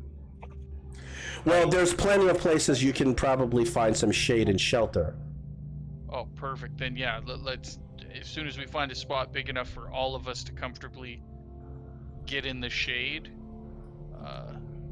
let's hold up there and make a camp. So you guys go towards the jutting rocks, and you look around. There does appear to be a clearing. Who is ahead? Who's kind of like looking ahead or in front? Gray, I guess. I'm. Well, I guess it's wouldn't it be me and Olaf since we have the steeds? Oh, you already did your steeds. Okay. Yeah, that Well, I makes sense. said 2 minutes. It should be or 10 minutes. I don't know if this has been 10 minutes. Okay, I see. I would guess. Right. Olaf, what Yeah. kind of steed do you have? I have a phantom steed. Oh, what kind of what kind of stats does it have? Is it a horse? It doesn't really have stats. It's a ritual spell. What does it do? What does it say specifically to summon? A large quasi-real horse-like creature appears on the ground, and it decide creature's appearance, but it has equipped with a saddle, with a bridle. But what if the creature gets attacked or something? Whoops. Spell ends if you use an action to dismiss it, or if the steed takes any damage. Okay, so it's not really. Statistics for a riding horse, except it has a speed of 100 feet and can travel to 10 miles an hour. Yeah. Okay, I'm just bringing out your.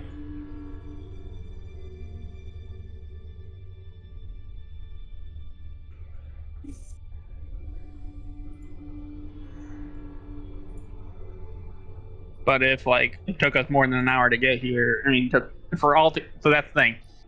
Either John and I are just the two of us are ahead of everybody else, or if we're all together, we probably don't have our steeds anymore. If it's been more than an hour to get here. Oh, it's definitely been more than an hour. So I went through all that trouble to bring to create steeds in the combat tracker. Well, I mean, I definitely have my steed. My steed lasts until I dismiss it. Okay, so Olaf, your steed is not here at this point. Nope. I'm pretty refreshed. I didn't have to walk as far. All right, so John, you were able to come to this area and scout it out first before you got the rest of the party to come here. Give me a perception check. All right. I'm gonna drop it in a tower. Oh, this token stacking issue. You didn't see anything when you went over there, just an open clearing. Perfect. All right, then I am going to try to find the best place that provides the most shade and protection from the wind. So this area that you guys are in right now, you realize that this area has a whole bunch of jutting rocks that kind of close in, so it at least blocks out most of the wind, and it's calm over here. There's not a sandstorm in your face. Right. And So the rest of the party arrive here. Perfect. So with that, then hopefully we find a good spot and we're gonna rest out the sun because it'll burn us up. Now I have a question. Do you have any camping supplies?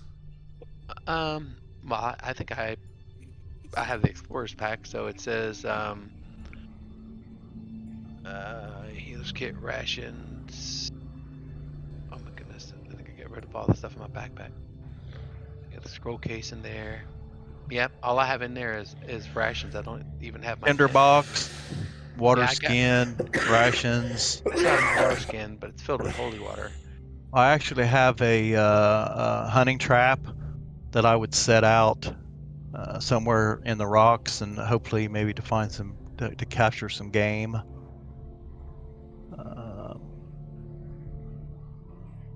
think that's all the camping type tools that I have.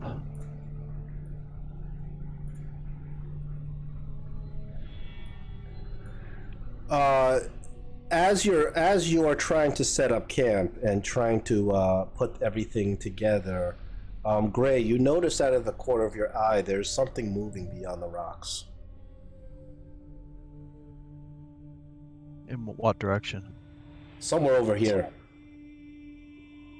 Okay, I kind of hold my hand up and point over in that direction. That I see some movement. Do I hear anything? Right now, you don't hear anything. You just saw something because there's also a kind of a constant wind and sand going on, so it's not easy to hear. You didn't hear anything, but you could have sworn you saw something over there. Okay, I'll move up to that rock formation. Is the tokens unlocked? Yeah, they are. I'll move up here to this rock formation and see if I can see anything. Give me there. give me a perception. As Gray is moving forward, I'm just gonna slump down by this rock that I'm beside, on the shade side, and just go, oh, he's moving with purpose, like he saw something. Hopefully it's some water. And I'm just gonna close my eyes and lean my head back. Gray, you look around, nothing but rocks. But you were certain you saw something moving there earlier. Okay, I'll go back and see if anybody else seen anything move in that direction.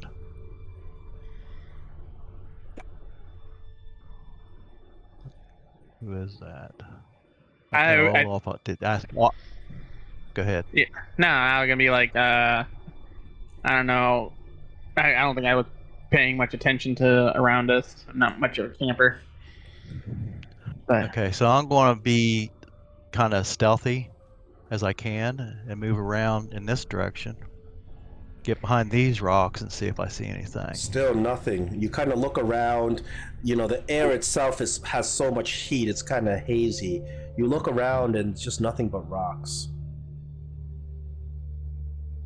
All right, then I will move to here. Pause again, being as silent as I can. You look around, you don't see anything. But you're not sure if you're going crazy or it's heat, if it's the heat affecting your mind. But you're pretty sure you saw something moving, or you were just now. And then you look back and you just see rocks. Can I see any tracks or anything of that nature on the ground? I need a tracking check. Give me a survival check. Survival? Yeah.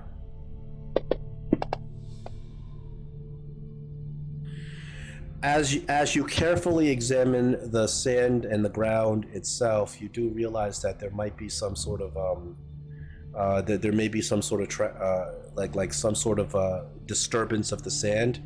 They don't look like any tracks that you recognize. They look like little. It looks like somebody took a sword and just slashed around in the sand, kind of thing. Hmm.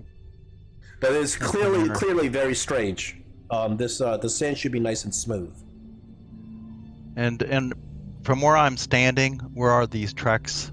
These strange marks that I see. In this corner over here. Up over in this corner. Yeah. Okay, so do I see anything along the wall of the rock walls or anything else like that? All you see are rocks. Wow. Then I think what I'm going to do is can I, right there where I'm at right now, can I place my hunting trap? Sure. How? Okay. So you lean down to place the hunting trap because it's kind of an involved process. You gotta set the spring and doing all of that stuff. Mm-hmm. As you lean down, we're gonna get surprise attacked. Everybody roll initiative, but the enemies go first because you guys didn't see him. You guys have consistently failed to locate the enemies. I gave you 7.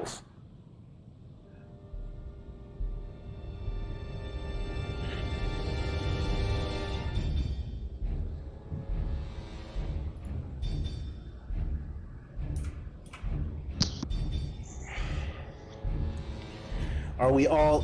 Gregory, I need a initiative. All right. Unfortunately, you guys are surprised. Gray, as you're leaning down to set this trap, all those rocks you were staring at, they have eyes. The rocks are actually a perfectly camouflaged insectoid creature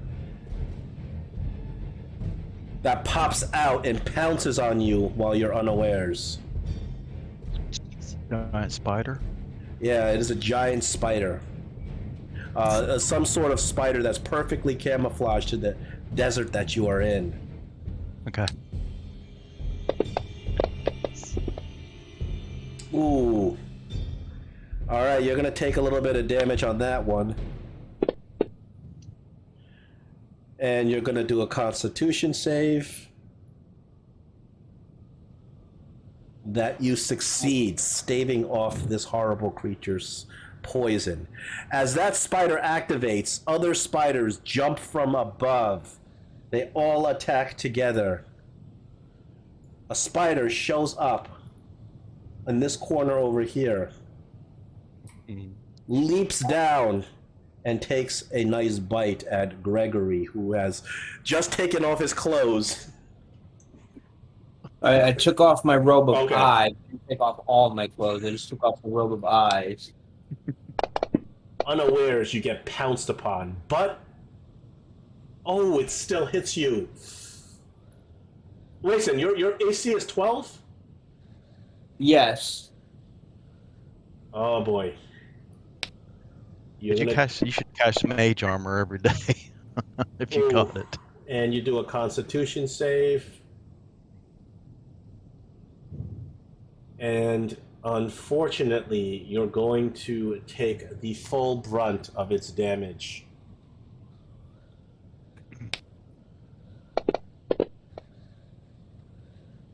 Gregory gets the spider jumps out and impales Gregory.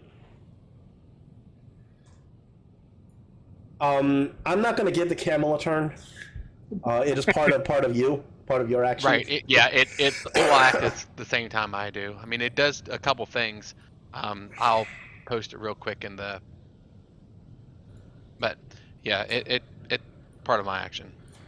This spider jumps out from above, getting a free shot at you. Oh, it should have advantage. Oh, let me roll that again.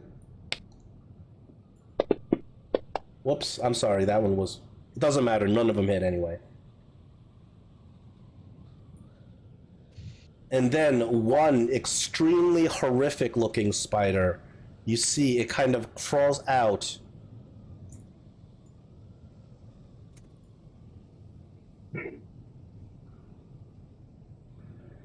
Uh-oh.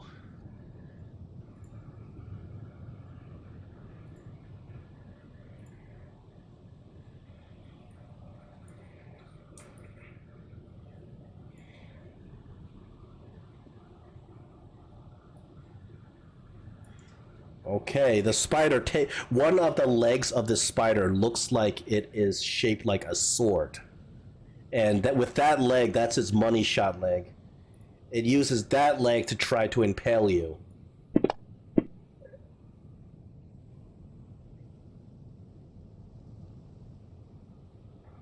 Why did he not roll at disadvantage? Because he has advantage. Oh, he had advantage. Oh, because it's a surprise round. Yeah, these spiders just pounced upon you. Oh yeah. Well, then So this did his one thing. hits you with this impaling leg.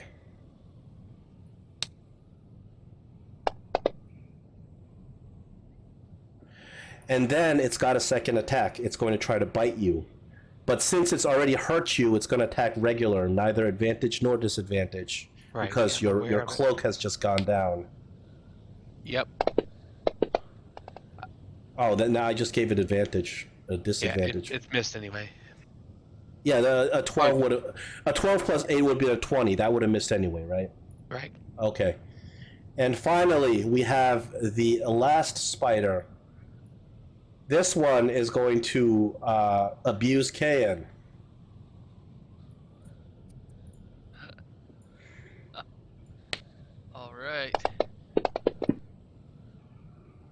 really believe in spreading the wealth anyway. Yeah, you can see that these spiders are using pack hunting tactics. That is 10 points of piercing damage on KN with a Constitution save against poison that he succeeds in. All right, combat is now Is open. the one that just hit me, is that the same one that just attacked John? The big, like, brown... Oh, never mind. I'm sorry. It's my fancy new combat tracker Nice. was not making him visible. Gregory has gone down with one vicious impalement from this giant spider number 2. Olaf, you're up. We are now level 7. Let's see your level 7 skills. All right. Am I far enough away from him to be considered ranging attacks? I just want to make sure. Yes. Okay. I'm sorry. I put you in the center of a square. I'll put you in the square. Okay. Seeing Gregory going down and the spider still about to attack me and him, I am going to Eldritch Blast it away from Gregory, hopefully. All right, you got to hit it first. Yep.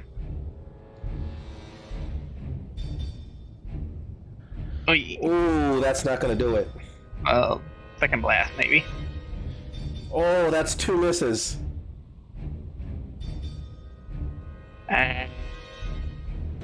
Just to hopefully get a fighting chance for Gregory, I will use one of my healing lights to get him back up a little bit. Here, I'm going to adjust the tokens so they're on squares. Yep. Try to revive him. Hopefully he doesn't down right away. Yeah, Okay. Just mine. Oh, that's alright. There we go. Gregory, you are now no longer bleeding to death.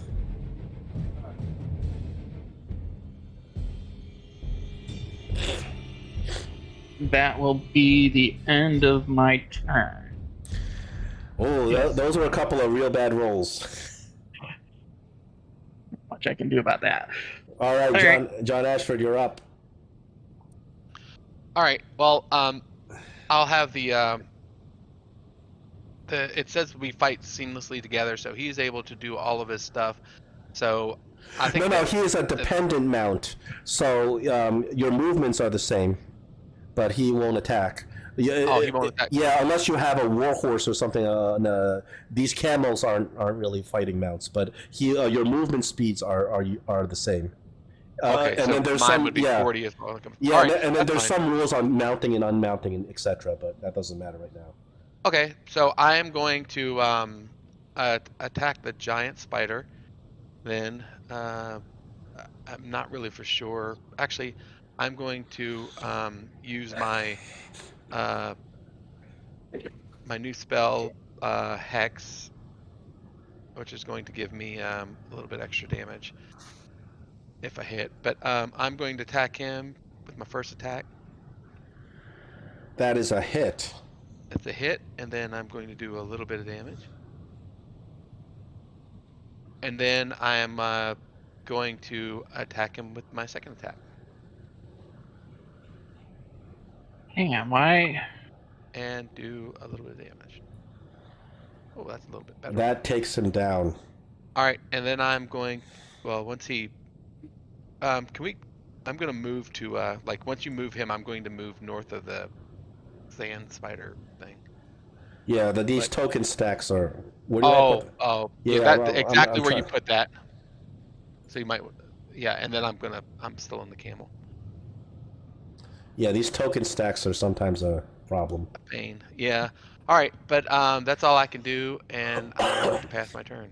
Hang on, 1 second. Yeah. My second attack, I rolled an 11. It didn't add +7 to it for some reason. It appears... What's going on with your second attack? Well, Oh. my second Eldritch Blast should have been 18. You didn't make a second... Yeah. Oh, it looks like you didn't even make a second. You just rolled a d20 for your second attack. Oh. If you want, you can... I'll let you roll an actual attack. Did that actually go in this time? That hit. Okay. Yeah. I'm sorry, guys. I'm like, how did that not hit? All right, that's a good hit on the spider with your second attack. And it would have gone 10 feet back. Hold on, let me. It'll go in this direction because it's 10 feet away from you, so it's going to hit the wall right here. I can't go any farther than that. No problem. Just want to piss off the spider, that's all.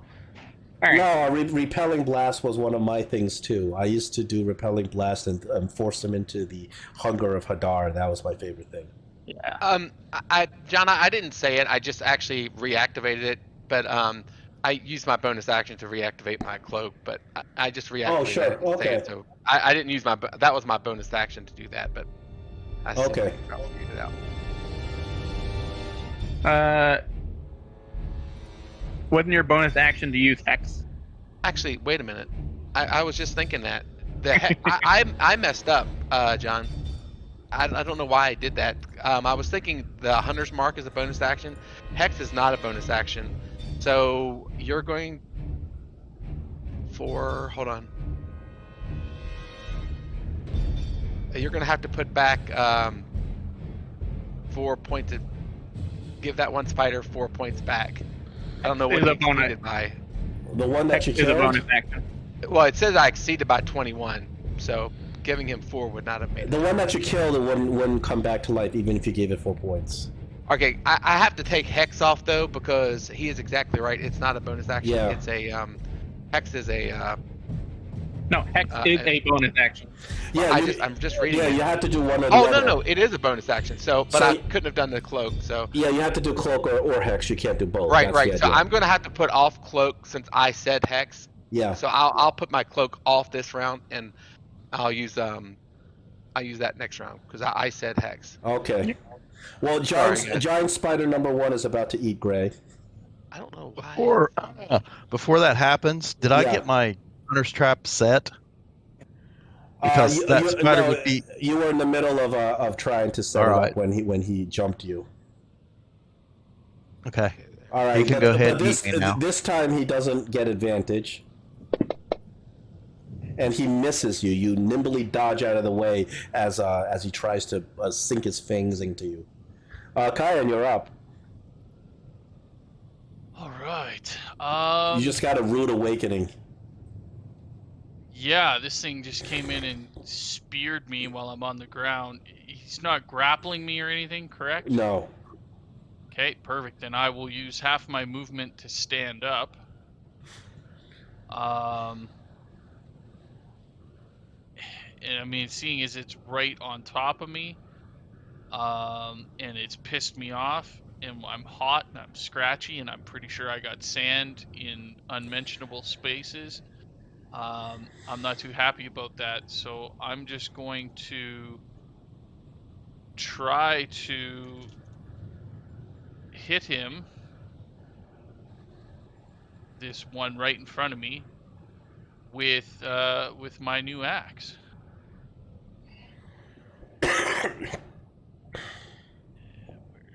Oh, the thing is, yeah, I didn't pat that item for your axe. It is the No, stats. that's fine. Yeah. I just took a normal hand axe and. Yeah, stats for a hand axe, but remember it's +2. +2 is it? to attack and damage. It's got some special properties as well, and it's got spells attached to it. God, well, okay. If it's got all that here, I'll just use my crossbow then.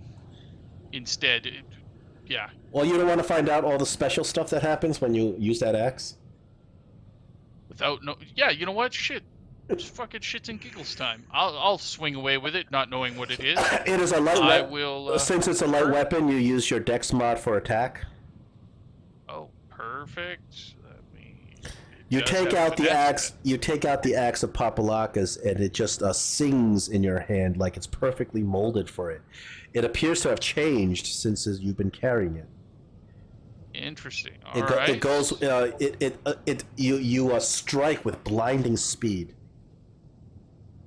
Perfect. Did you have a disadvantage? I do, Why? because I'm attacking with a weapon that isn't my crossbow. Oh, that's right. That sucks. Yeah. And when I attack with the crossbow, I'll still have disadvantage, so it's gonna be fun. So anyway, but that looks like that still hits. Feeling the bite of meat in under the sharp blade of my axe. Don't know how much damage it really does, but that seems to be... you slice a gash into the spider, and blood begins spurting out all over the axe, and you are exhilarated. Attack it again. Perfect. Feeling emboldened by how well that the blood and ichor is spraying over me, I will hack at it again. Oh, perfect. That lands 2. Excellent. Another massive gash of blood fills the axe, and you are jubilant in the power of the Papalakis axe. You can feel the blood invigorating your hand. I beseech you, attack it again. But I can't. I've attacked it twice. No, you will attack it again. The axe demands it. I will attack it again. Okay.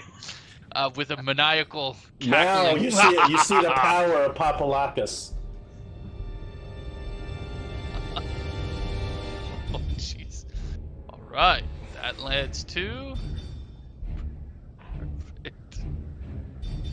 Well, my thing is, that guy gives nothing for free. I wonder what his price will be. You spill yet even more blood as the axe sings in your hand. Your eyes bulge out, and you feel so invigorated. You are consumed with the passion of bloodlust. Attack it again. Okay. I know. It's still your turn, and you attack it again. You have no choice but to attack it again. All right. Fair enough. Oh. Wah, wah, wah. Yeah, he probably takes blood from you, I would think. You miss with the axe. Quite unfortunately, Papalakis is extremely, extremely disappointed, racking psychological pain inside your head. You may try to resist it. Give me a charisma saving throw. Try to resist the evil of Papalakis. A charisma saving throw. You managed to resist it for now. Shut your mouth, really? You Awesome. feel the axe brimming in your hand with power. You realize that you lose control of your facilities when the axe draws blood. The more blood it draws, the more you are not in control of yourself. Oh, sweet. As the Look power, forward to seeing this. as the power of Papalakis consumes you, and you hear whispers in your head: blood, more blood. Become the true vampire. Awesome. This spider number 2 has just been hit by your Eldritch Blast. It's gonna come and try to bite you.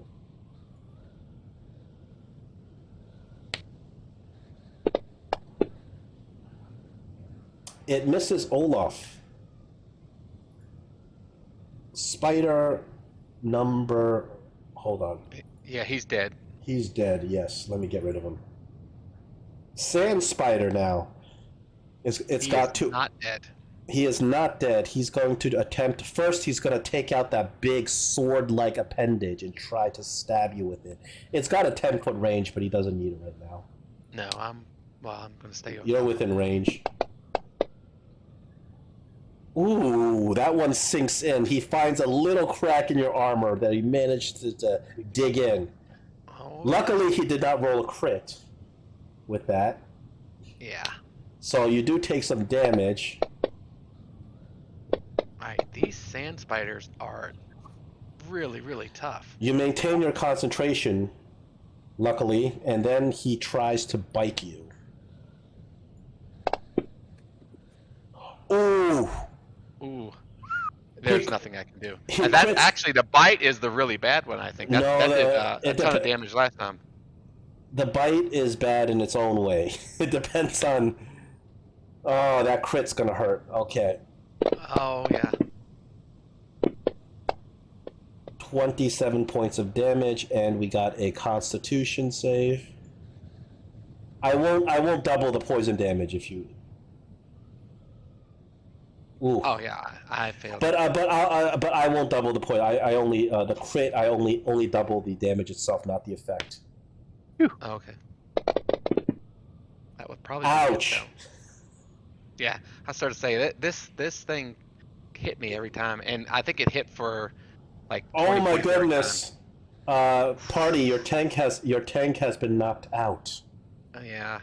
Well, sand spiders are pretty amazing, so. Gregory. Okay. How high is the rock next to Kayan?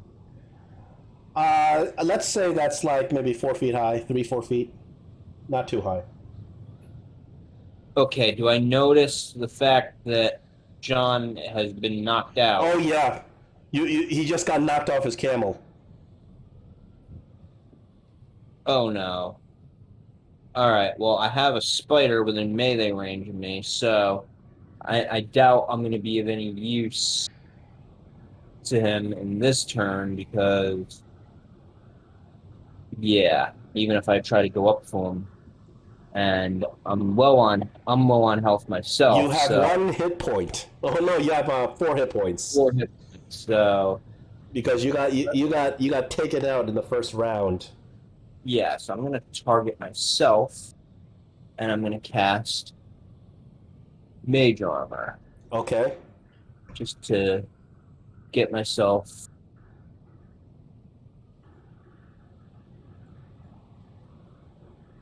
pump my armor class up. And John, I don't think I've seen you go down. Maybe once when you were level 1 and you got hit by the, I did. the When I was dragon. level 1, that was the first time I think that was the only time I went down. I've never seen you go down. Oh my god, the sand spider. Yeah, well, sand spiders are pretty Zombie amazing. rat. And plus, it hit every time, and then the last hit was a crit, so you really can't Yeah. say anything about that. I mean, that was just bad luck on my part. Mage Armor, and that burns a first level spell slot. Okay. And That's it for your turn? And that is it for my turn. Gray, despite fighting this horrific spider in front of you, you see in the corner of your eye that John just got knocked off his camel by this mutated sand spider.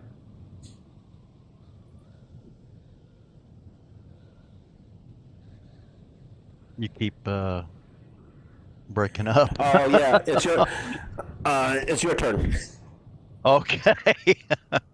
All right. So I draw my sword. Yeah, things have gotten kind of bad. They have gotten bad, yes. And let's see. I gotta put. You also should get- you rolled a 1 on your perception check earlier. Wow. Bad. Jean didn't have much perception himself, and you rolled a natty 1. That was pretty bad. Wow. Okay, well, I'm gonna go ahead and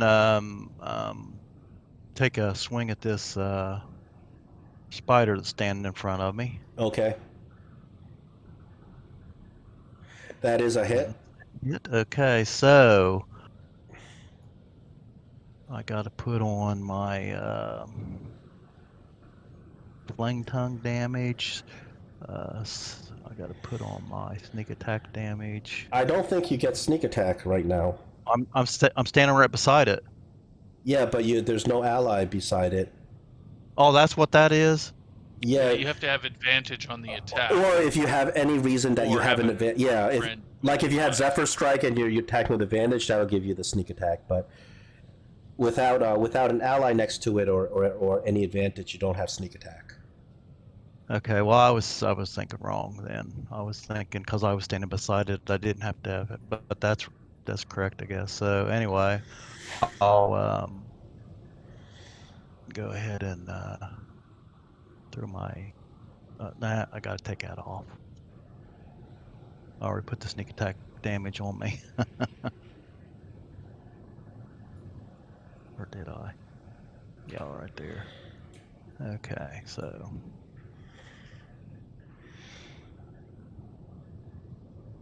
Oh, that's a good hit. You and you have a second hit, I believe. I do. So I am going to take one of my inspirations and go ahead and swing at him again. Oh, I forgot to do that by We'll swing again. advantage. Attack again. All right. We'll take the higher. No, Still a unfortunately, miss. both of them are not enough. Right. So I'm going to take a bonus cunning action, disengage. Okay. Let's see where I'm going to go. 5, 30. Okay. Just trying to figure out where's the best way to go. I get 35. I get 70 feet altogether. So that means I got 35 left. So 5, 10, 15, 20, 25, 30, 35. Trying to get over there to hopefully help John. And I think that's all I can do right now, All right. unfortunately. Except for change the color of my stinking dice. All right. Giant spider number 3 is returning his attack against Kayan. He misses Kayan. Olaf, you're up. Good, good. Seeing John go down, feeling the anger of my fallen friend, I will go ahead and cast Shatter. Yes. Show me the area. Okay. Just target the 2 spiders there. Yeah, I'm trying to just target those 2. Just wanted to make sure the radius is good enough. So I will just target these 2 and cast Shatter on these creatures. And why did that? They both fail their saves. That's good. One of them is taken out. And as a bonus action, I will cast one of my healing spells at John to get him back into the fight. Okay, nice. Yell at the paladin, get back on your feet.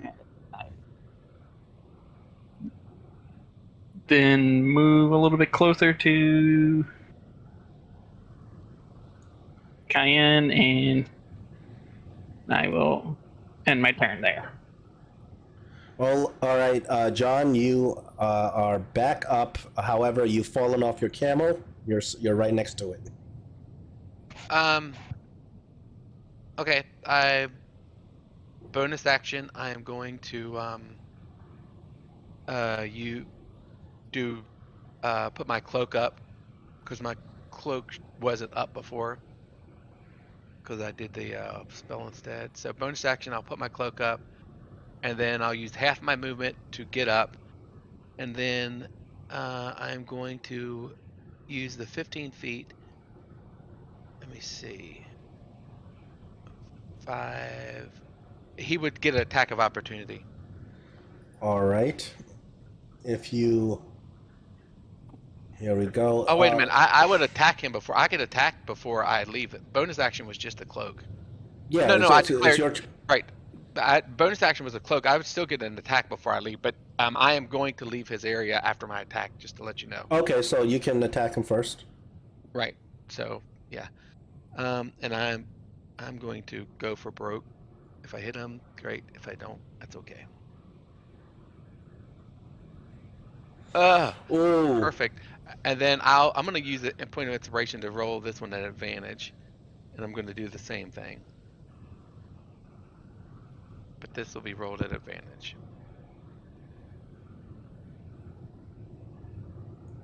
Right, that one's got him. And yeah, and of course I'm going to use my other second level spell slot to add a little bit stronger smite, and I'm going to get the great weapon thing, and I'll do some damage. Oh, very nice. This creature, you lobbed off half of its limbs. It's Perfect. barely But hanging on. he gets an attack of opportunity though. All right, I will take that opportunity attack. It's the only limb that it has left is that sword limb that it's going to try to get you with. Oh yeah. He misses on that. Well, the cloak is back up. Hold on, that's 5, 10. I would be able to move right here, and then he would that's all I would do, and I would pass my turn.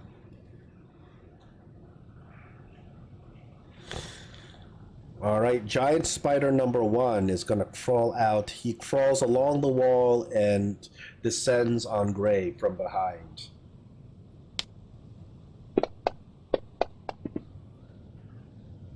Ooh, that one's gonna get you. He must not like that flame tongue.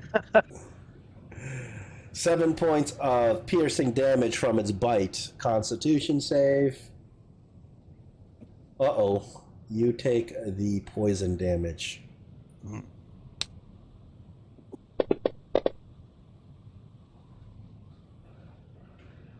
Okay, and you're up. I don't Right. like spiders and snakes. Oh my. Okay. Well, at this point, seeing what I thought was John crawl up out of the corpse of a dead camel. Oh, the camel's not dead. Oh, okay. The camel's not dead. Okay. No, but no, still, he never hit the camel. The camel's alive. This is not the ice planet. Yeah. Perfect. Okay. So Yeah, seeing I would have John used my bonus action to raging- tell the camel to run, but I couldn't. Yeah, and seeing John hack and slash, and more spider guts exploding from around him, and then him moving over by Gray. I think what I'll do is I can see the big spider. Eeny, meeny, miny, mo. Hack away as you go. I think I'm gonna roll for it. What odd? I go north. Even I go south. Going south. I'm just gonna run right up to this guy because that fits. He's a little closer, and the axe is singing in my ears, and I'm just gonna try and hack at this thing with my axe.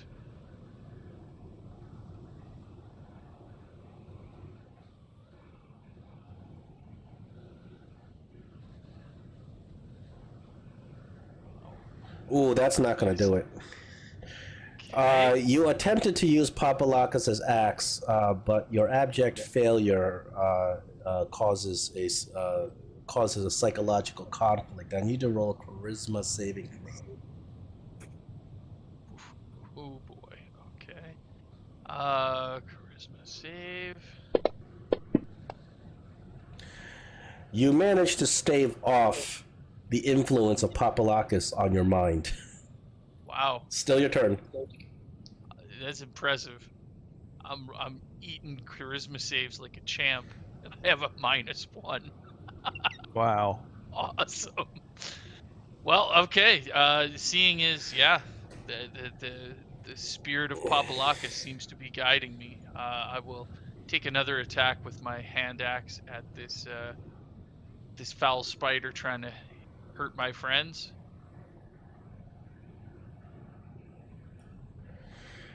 Another miss with Papalakis' axe. You will roll another charisma saving throw. Once again, you miraculously stave off the dark influence of Taloquis Papalakis. Okay, You so started at 1, now it's 3. I've swung a couple times. I'm just gonna give a big snarly, drooly roar at this spider thing. And that's my turn. Giant spider number 2, since it hasn't even been hit by you, is going to continue attacking Olaf, which was the last person to hit it. I can weave. Olaf manages to duck from it. The camel is going to run, but since the sand spider has used his reaction, does not do an opportunity attack, camel runs away.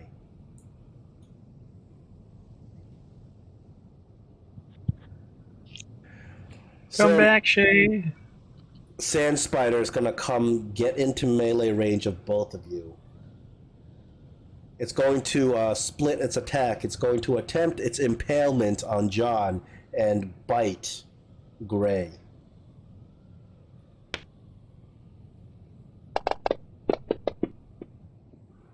Impalement misses. Nice. The bite hits. Of course. Oh, the bite sucks. Let me see how hurt Gray is. Oh, Gray gets a Constitution save. yeah, this think of poison. Oh, good job, Gray. Gray, you managed to save against the poison damage. I'm staggering though. You're really badly staggered by being bit by this thing. Gregory. All right. So. Ooh. I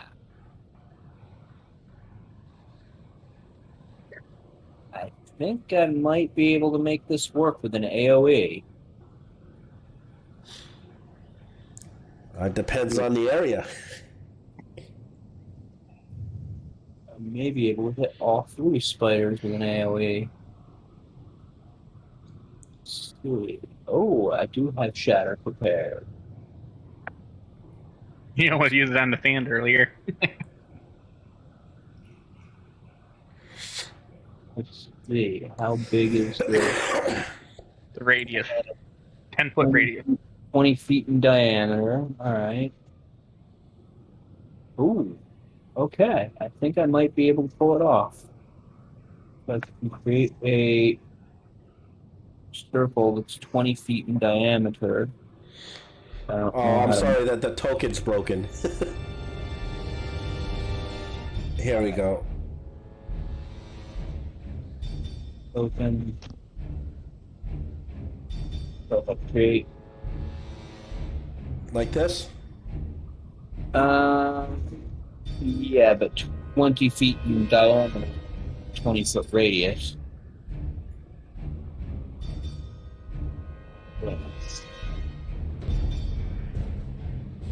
Yeah, not that big though. It's half the size.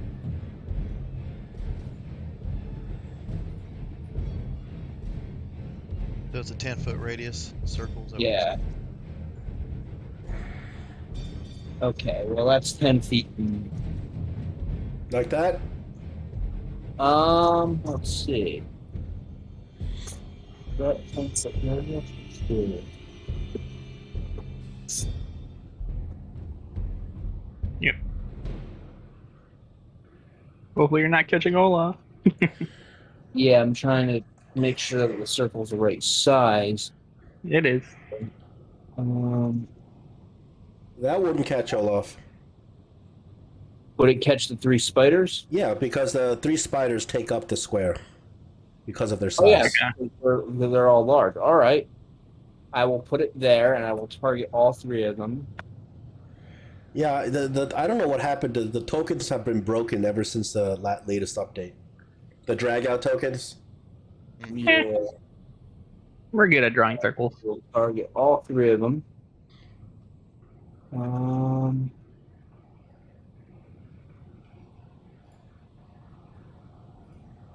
Alright, so my targets are spider, sand, giant spider 1, giant spider 2. Wait, do I have all 3 spiders targeted? Let's see. Okay, yeah, I do. You do. Alright, so So go ahead and roll their saves. Saving throws. And oh, The sand spider successfully saved. The other 2 fails. all right. So 3d8 thunder, and the one that saved takes half damage. All right. The sand spider only had 1 hit point. All right, cool. Nice. Here we go. I'm just like, get from messing with the librarian who studies magic, and I end my turn.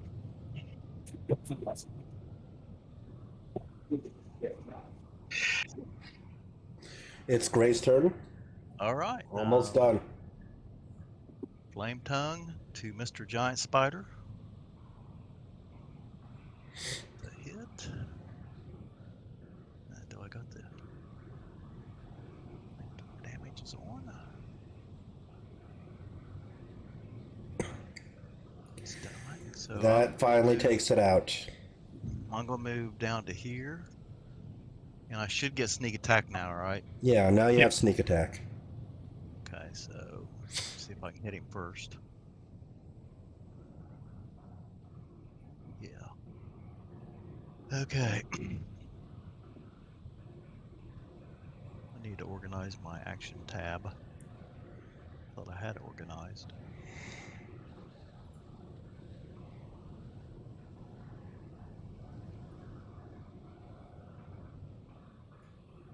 There it is. So I need to put the sneak attack on myself. Do I also put the damage on myself too? Yeah. Okay. I accidentally did something.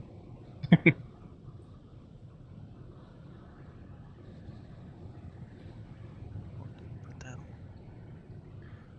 Did you hit the spider? Yeah, you did. Yeah, I like clicked something by accident. Here, I'll readjust. That's fine. It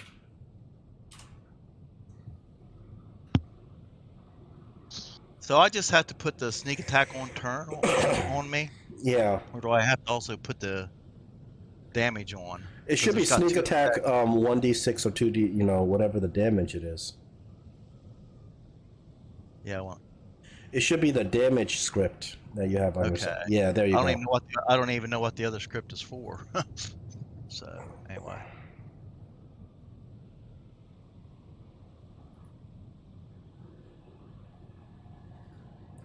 There we go. You guys cleaned up finally.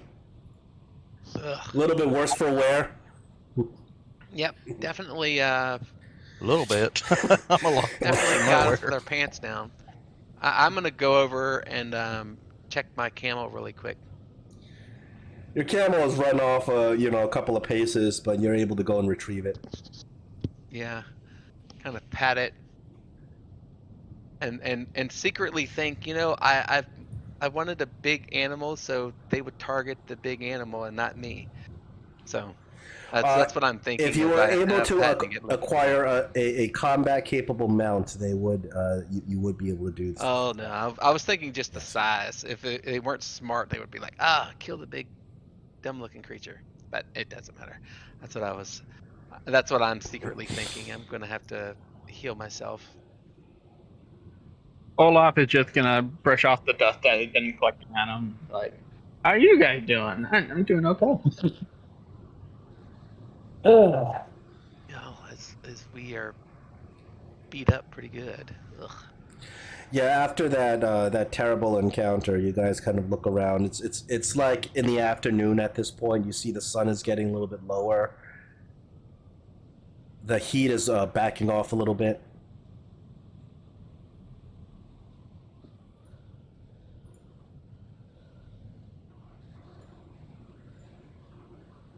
I think you guys need to sit and rest for a little. What do you guys think about that?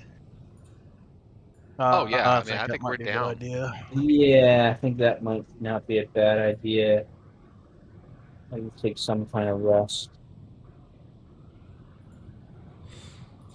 So, how much food and water do you have? Because you guys are in a very unique survival situation out here in the desert. You have enough food and water for everybody at this time.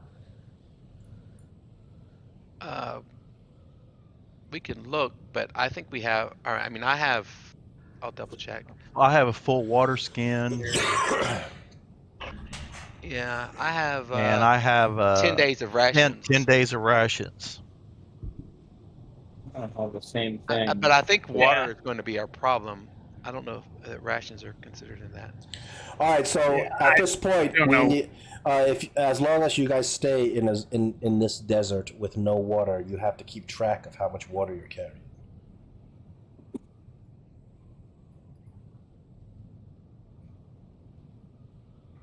I've got a So water, a water skin. Just think of it as a single water skin will carry a unit of water that is good to keep you hydrated for a day. Okay, how so long? we have 1 day. But does everybody have a water skin? I've got one. I do not. I do not have I have a jug. Okay, so we got to figure this out because this place that you're in, this horrible adventure that you have. Well, I mean, here's the reality. I know that we have someone here with survival. The reality is those spiders were living creatures. They also used water, so there is a water source here. Possibly. Definitely. I mean, those spiders needed water. We just have to find their water source. No, that's not a bad idea. I think that we should. I know that we had other things, but honestly, I think. Well, again, I had the special ability to find water and Oh yes, and food that will if it's available. that actually will come into play. So the way this is worked, does everybody see the screen now at this point? Yeah. I Yeah. see the Anauroch So, desert. so you see on the top there's a table that says Desert Survival. At the end of each day, you're going to be rolling a Desert Survival check. That Desert Survival is based on your survival skill. Whoever is going to take charge in ensuring the party's survival. It includes the ability to find water out in the wild. If you do well and you're able to find water and you roll high, then you do pretty good. But if you don't roll very well and things go poorly, you're going to suffer exhaustion for the next day. Okay. So, Gray, if you want to be in charge of the party survival, you're the one who will roll this. Yeah, I'll be in charge of whatever you said. It's up to you. Whoever. I didn't hear you. You broke up again. Oh, did I? Yeah. On my end, anyway.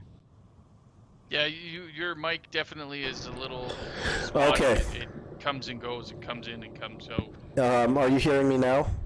Yeah, I can hear you. Okay.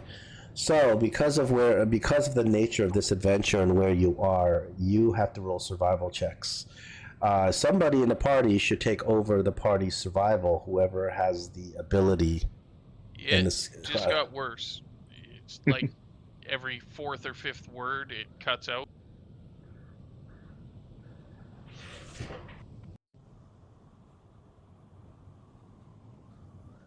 No, there he is. Well, I mean, we have somebody that's proficient in survival, so they would obviously Hello? Yeah. the person. How am I now? Yeah, still you're- pretty bad. Same old shit.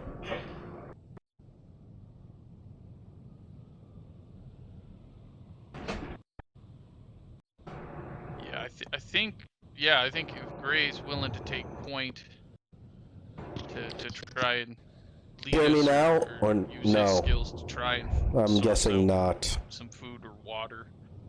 Yes. I think that definitely make.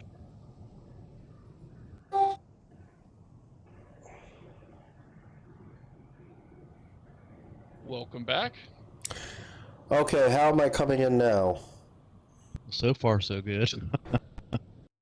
Yeah, it's not a constant thing, so it's tough to say, and there's no real like feedback or weird noises. It's just Okay. it sometimes phases in and out.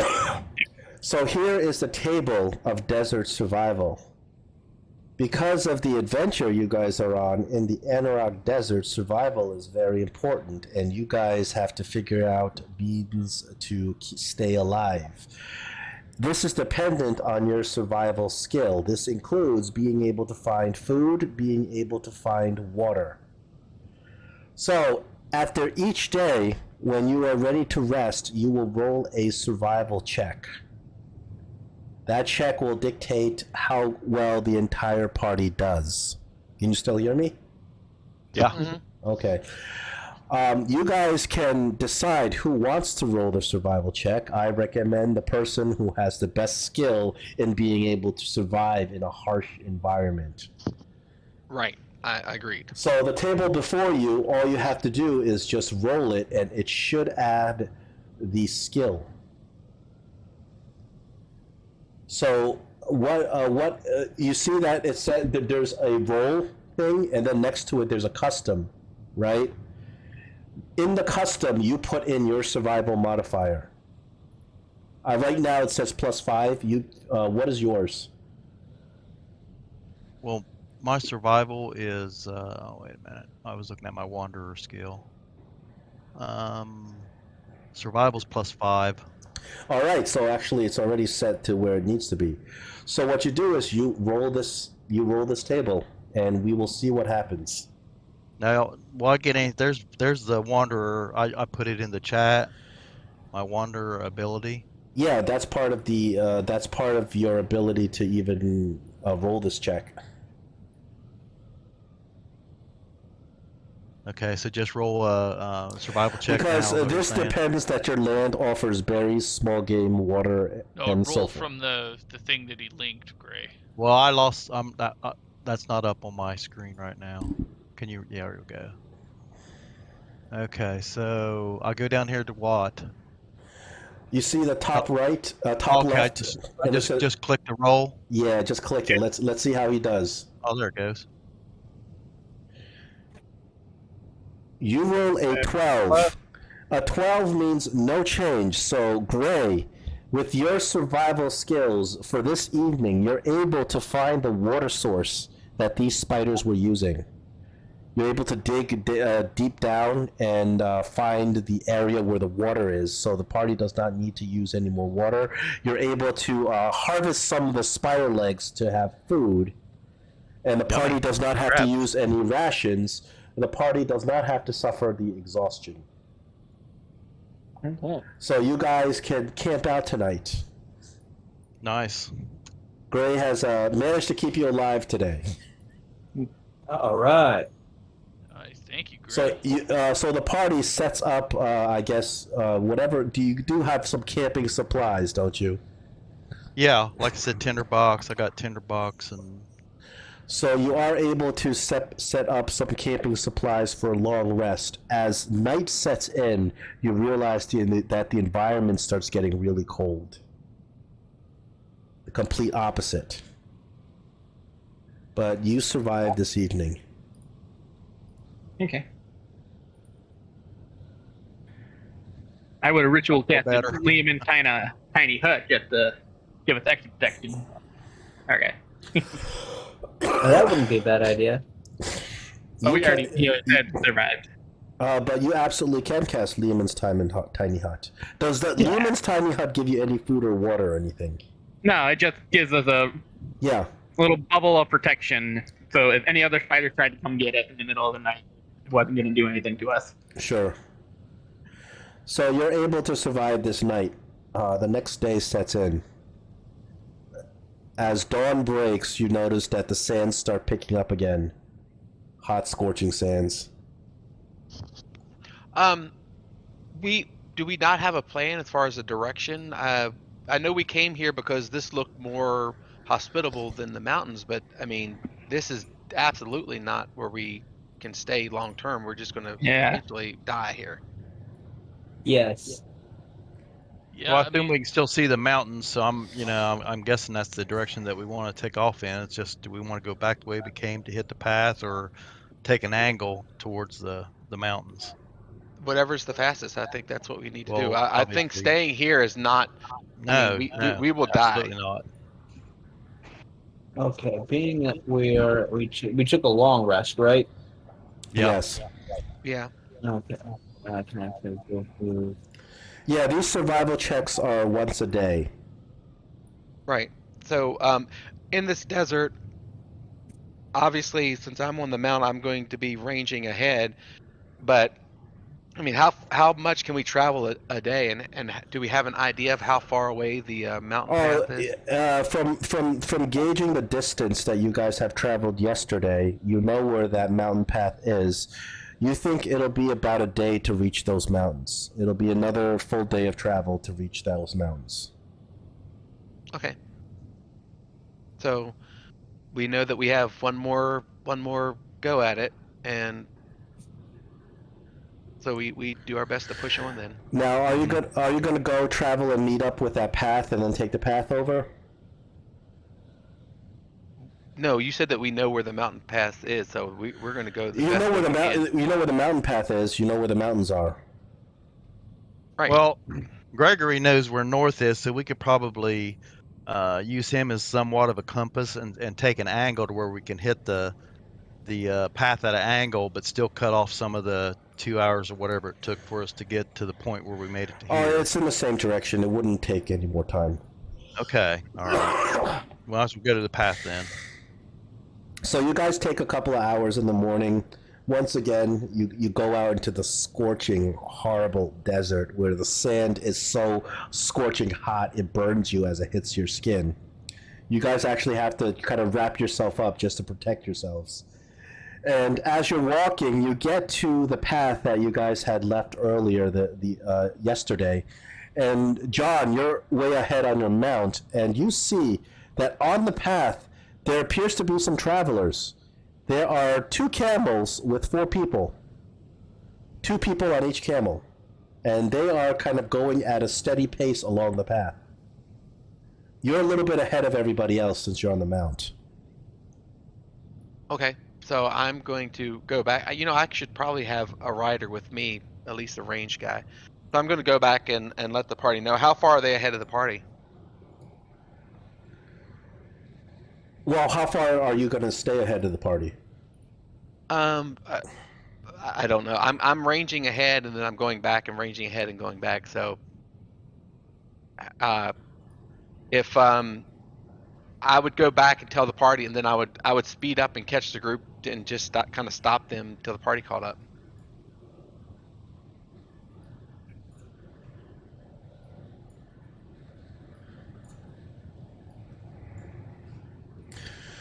So Miners, you stay. you go back and you tell the party, I guess. So you travel back. I mean, it wouldn't be too long because these travelers they're going at a steady pace, but they're not like flying down this path.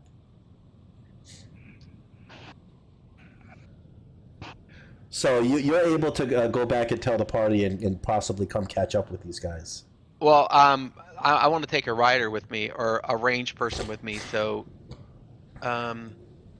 actually, no. Why don't Gregory, you come with me? All right. And then, because there might be some language barrier.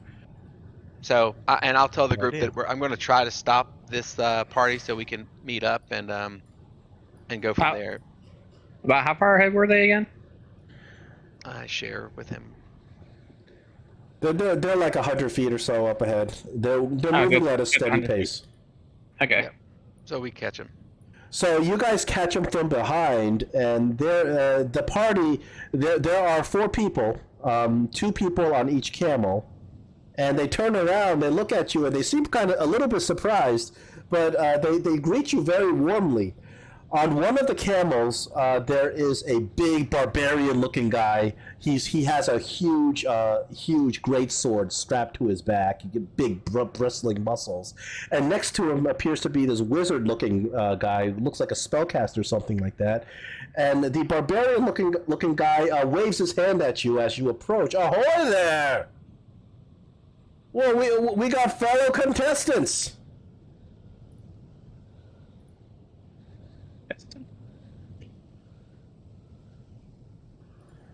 Well, come on, we don't bite. Come say hi. And Well, we definitely go up. on the other camel appears to be this kind of scraggly looking dwarf, and this elf with dark skin.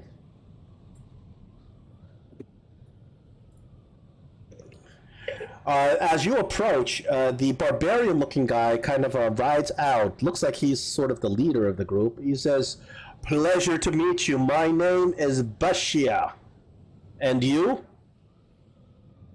I am John Ashford, and this is my companion, Gregory.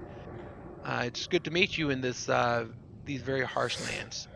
Our other companions, and I kind of point back, they're making their way here. We were hoping to stop and parley a bit. What are you doing off the path? You know there's purple worms out here in the dunes. When he mentions purple worms, would Gregory know much about purple worms? I think that it's enough common knowledge that you've read about purple worms. You know that they are horrific, large, almost invincible creatures that prowl the sands I was gonna say, of deserts. didn't we encounter one in the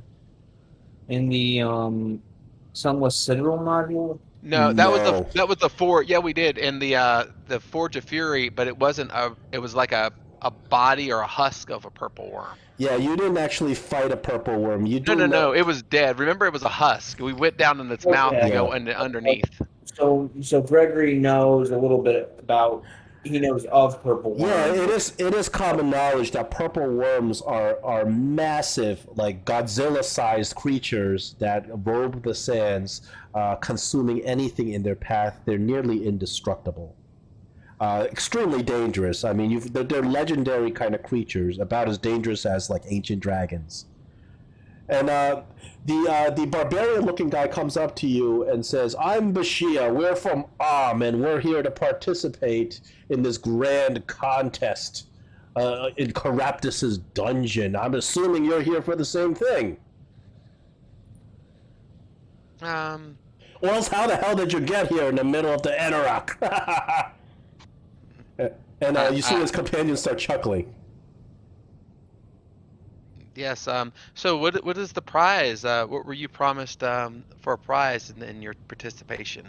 Well, don't you know? We're here for the sentient weapons. Whelm, Wave, Black Razor. Didn't you read the pamphlets?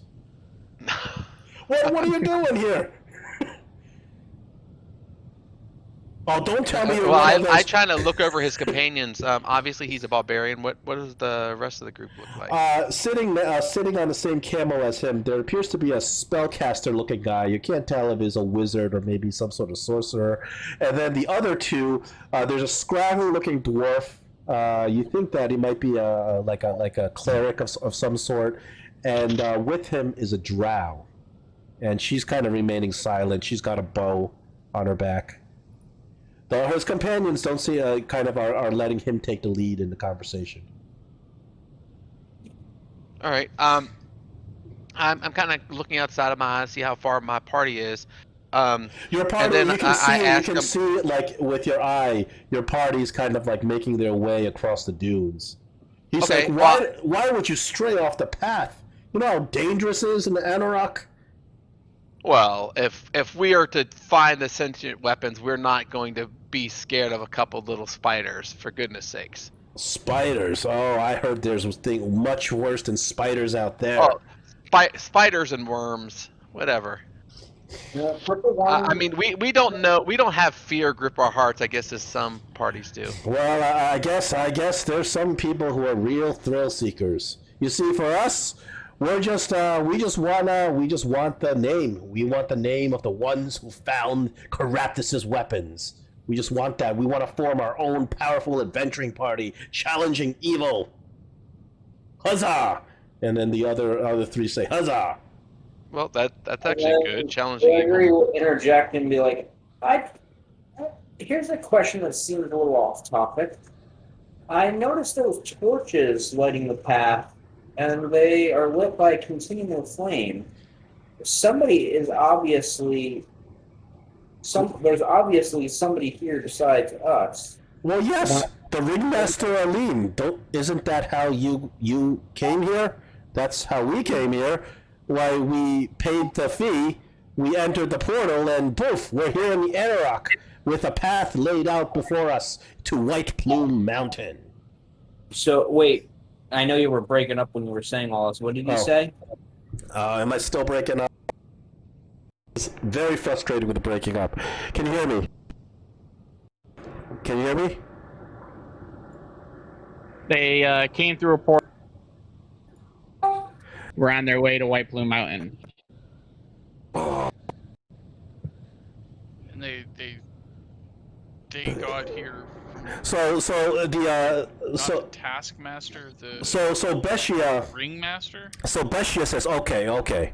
I don't know. You guys have been here out in the desert way too long. You must have forgotten. Group and my group paid that massive amount of gold to be able to be in this contest, going against one another to be the first to find the sentient weapons. We all paid Ringmaster Alim, who has created this convenient path of warding off purple worms to White Plume Mountain, which is right beyond yonder, and he points over to the mountains. Isn't that where you're going? Here, have a water Sorry, skin. John, it's really bad. Yeah. I caught the first half of that, maybe. And it progressively is just getting worse where it's starting to, like, distort.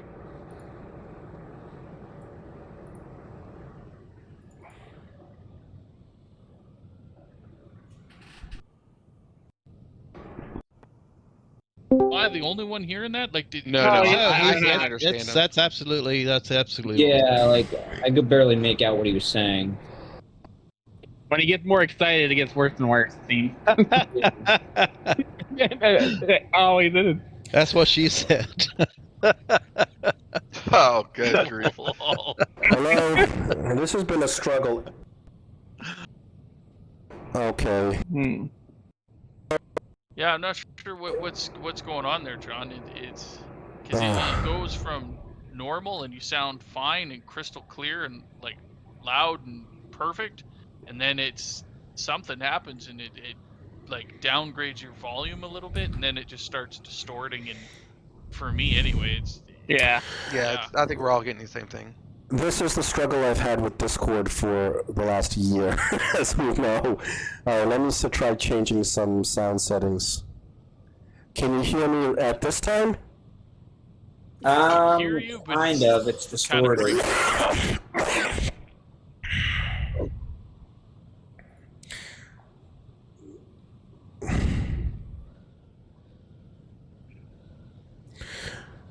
Okay, how am I sounding right now? It's a little better, but it's still kind of muffled. How am I now? and right there, loud Better. and clear.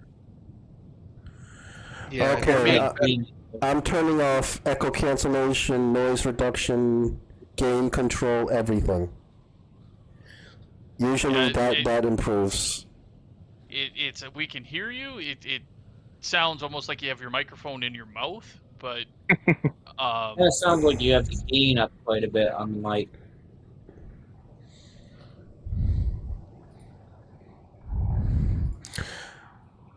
Alright, how about now?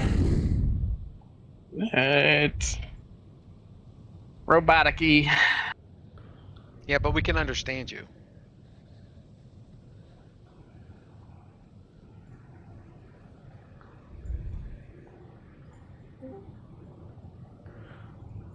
Alright, let me try Whoa. the bit rate of the channel. That's not working. No.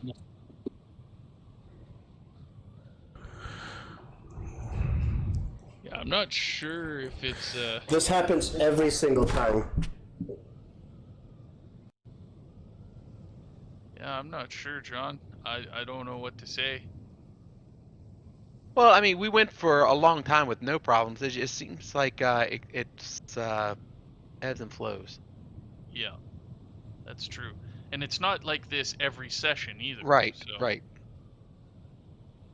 It's just I don't know what triggers it, but I have no you have idea it. what trigger. Can you hear me or no? No? No, Nope. that one like full on robot voiced a little bit.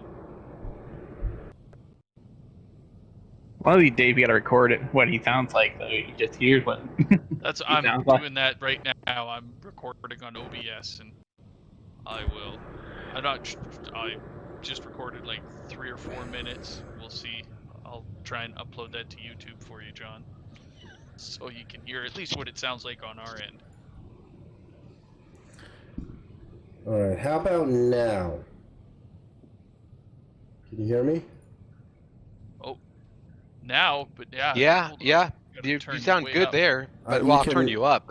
But you sounded clear. You can hear me now? Yeah. Yeah, perfect. Yeah. Oh, You're just okay. quiet. I'll turn you up. All right. As you know, this that's something I've been struggling with for a year. Yeah. And you the sound problem great now. is not in my microphone or connection. It has something to do with Discord. Maybe I think the bit rate of whatever volume I'm putting through my microphone is overloading Discord or something like that. I don't know. All right. Well, we'll just keep working on it. But you can hear me? Yeah, Okay. you Yeah. sound Yeah, loud and yeah. clear. Yeah, I just turned up your user volume and you sound pretty good. Okay. Where were we? All We right, had, well, We just found a we're treasure gonna- chest full of like 400,000 gold. Oh, yes. And you realize it's a mimic. It's Oh a boy. mimic. Uh-oh. Oh, you're always All right. ready, aren't you? All right. Okay. Back to this little encounter you're having. So. Now you're breaking up again. Again? Yep. Can you hear me? I can hear myself. Yeah, I can hear him great. Now I can hear you. Yeah. Everybody hear me? Yeah, you're fine Right now. now. Yeah, right now. Yeah. Okay. I have a second microphone up. Maybe the second microphone is fixing the situation. Okay. All right. So let me know if I cut out again, so I can do more Will changes. do. Okay. So Beshia tells you, he's like, I don't know, maybe you've been out in the sun too long and you've forgotten, but all of us have paid Alim, the ringmaster, 50,000 gold, if you recall, so we can use his portal that transported us about 3 days march down south, and then he was nice enough to put up this path with the guided torches that is keeping the purple worms at bay, so that we can travel to White Plume Mountain and undergo the contest for Caraptus's weapon. I mean, isn't that why you're here? Oh, so this ringmaster of yours is who put these torches there. Okay. Yeah, Alim. Isn't he the person you paid to come this way?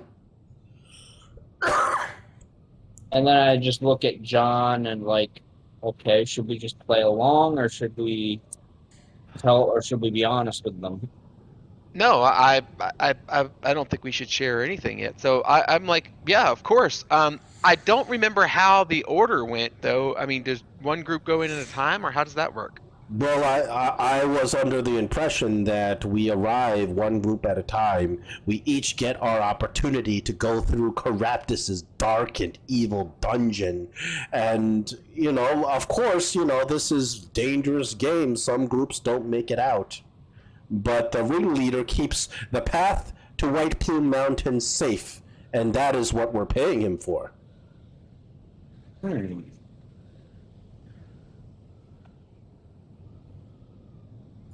Well, that sounds like a great idea. I guess since you were ahead on the path, and your party will go first, and if you win the prize, then huzzah to you. And he comes over and like gives you a warm, like brotherly, like kind of a fist bump. Ah! And may the best group win.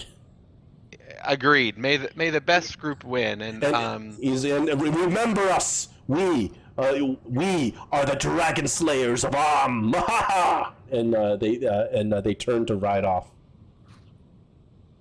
Dragon Slayers, would you happen to have brought extra water? my companion and I seem to have lost our supply of water to make it for the next day. Oh, yeah. Didn't Alim tell you you have to bring at least 3 days worth of water for this trip? He says, I suppose we can share some of ours. I mean, we're almost there. He throws you 2 full water skins. Perfect. That'll do it. Thank you very much. And then we bid them farewell while we wait for our group to catch up. He rides on, onward ho! And the other group sets off. And Gregory just kind of quietly notes to himself in his spell book, like, so these are the Dragon Slayers of okay. Gregory, you've never heard of the Dragon Slayers of I have heard of them? You've never heard of them.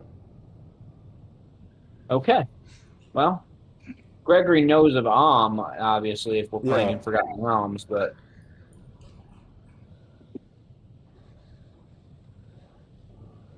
Which he mentioned the desert we're in, that we are now, so Gregory would probably know where this desert is now. Yes, so he did, you were able to discern what location you guys are in. You are in the Anauroch Desert. If I can have a...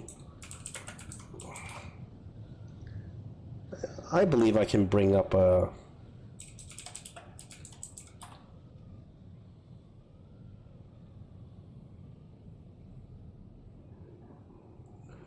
So, I'm going to bring up the big Sword Coast map.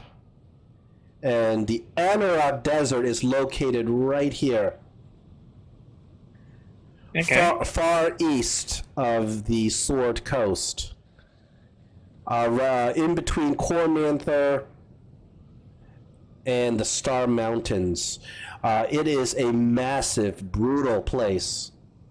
A massive, brutal desert. To the very north of it, however, there is some sort of old Netheril magic that abuts the desert, where the desert automatically shifts into a glacier far up north. Very strange phenomenon going on over there. But the Anauroch Desert also has a very sordid history, because the original civilization, the most advanced civilization in Faerun, the Netherese. Their civilization once existed in a land that was the Anauroch Desert, but at that point was a fertile place. But their machinations with dealing with forbidden magic has blasted the land and turned it into a desert. You don't know where you are in the Anauroch Desert, but you do. But now that he mentions where you are, you do in your head, in your mind, and your recollection of maps, you know where you are. You're somewhere in this area. Somewhere in the Anauroch Desert, and the White Plume Mountains they just mentioned are to the north, and that's the direction that we're going in. Yes, they said that according to him, this man named Alim, who calls himself the ring leader, has set up a contest where he has teleported people into the Anauroch Desert and then led them to White Plume Mountain through this path that he lights up with torches. The path apparently wards off purple worms and dangerous monsters. And you can see by the amount that this path has been traveled, there are a lot of people that have come through this area. And Alim has been charging 50,000 gold for parties to come here and try to go through this challenge. 50,000 gold per party, and that's what this guy told you. Obviously, the other party was rich enough to pay this guy to undergo this quest. How far? Now they said they were from Is that as in AMN or AH? AMN. Okay. Okay, they're from So you guys, as you've been told by Elminster, about 100 years ago, and you kind of surmise that this is around the time, there were these pamphlets that went out with a poem, and you guys actually have a copy of the pamphlet, the poem that challenges adventurers to find Caraptus's sentient weapons. So apparently, this other adventuring group has read that pamphlet they told you, and they are going off listening to the ringleader, who is leading them to the place called White Plume Mountain. Now, the thing is, we actually got to talk with Elminster, and he said that this Caraptus wizard, he's a master of deception, and Elminster actually fought him once, Oh yes, he did. and and the two are actually equal, and it got bad to the point to where the goddess Minstra had to break them up. Mm-hmm. But Elminster has warned you that Caraptus is full of machinations and devious conceit. And Right. he loves to trick you and tease you, only to make things completely hopeless. He delights in being a sadist. the question is, who is the so-called ringleader that they mentioned? That's the concerning part.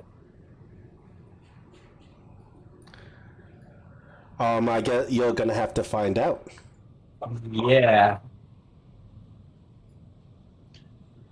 Have we caught up to John and Gregory by this point? Yeah, at this point, you guys have caught up, and they told you about what has happened in meeting this other group.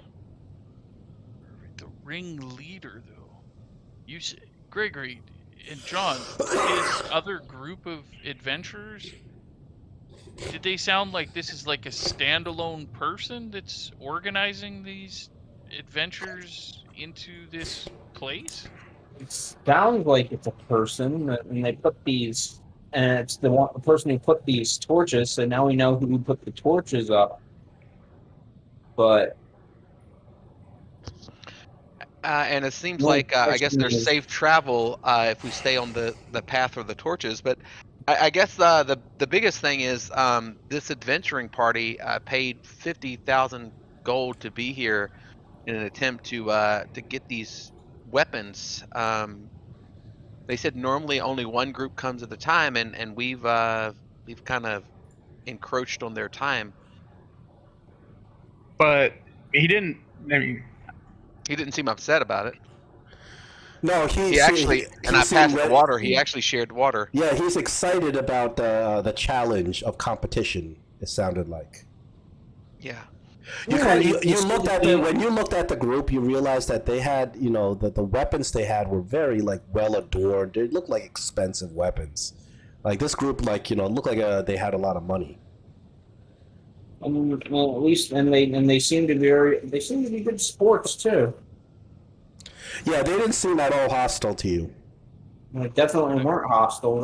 And if they were thinking that we're competing with them, they were good sports about it. Competing against them, though, that sounds like this is some sort of challenge. Similar to... That's interesting. Because when we first went into the Yawning portal and did our first adventure for Durnan, it was posed to us as a challenge. Go down and survive and see how our group fared against the others that had also gone into the Underdark.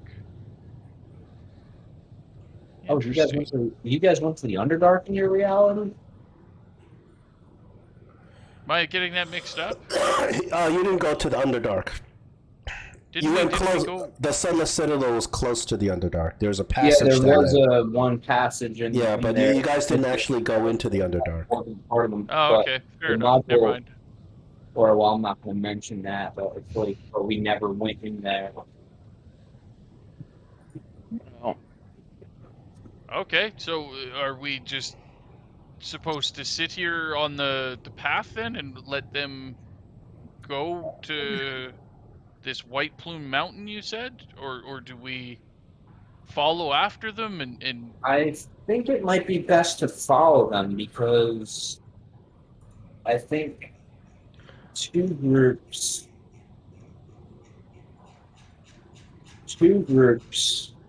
on a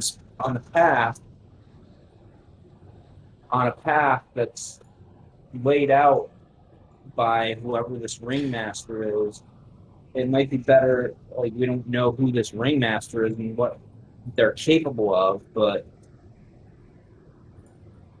two groups on a path that's laid out that is allegedly supposed to protect us not just from the spiders that we faced earlier, but from purple worms and who knows what else. Like, being able to, like, it's probably best if we do two groups along a path. Is probably better than us just wandering out, taking chances in random locations and risking getting killed by the giant spiders, something like the giant spiders we faced earlier, or something worse. Well, I mean, he's been traveling on this path for almost 3 days. The path is safe. I think if we stay on the path, we'll be there. Oh yeah. I mean, there's no sense in going off the path. I think that we'll. It sounds like what he described is exactly what we were looking for.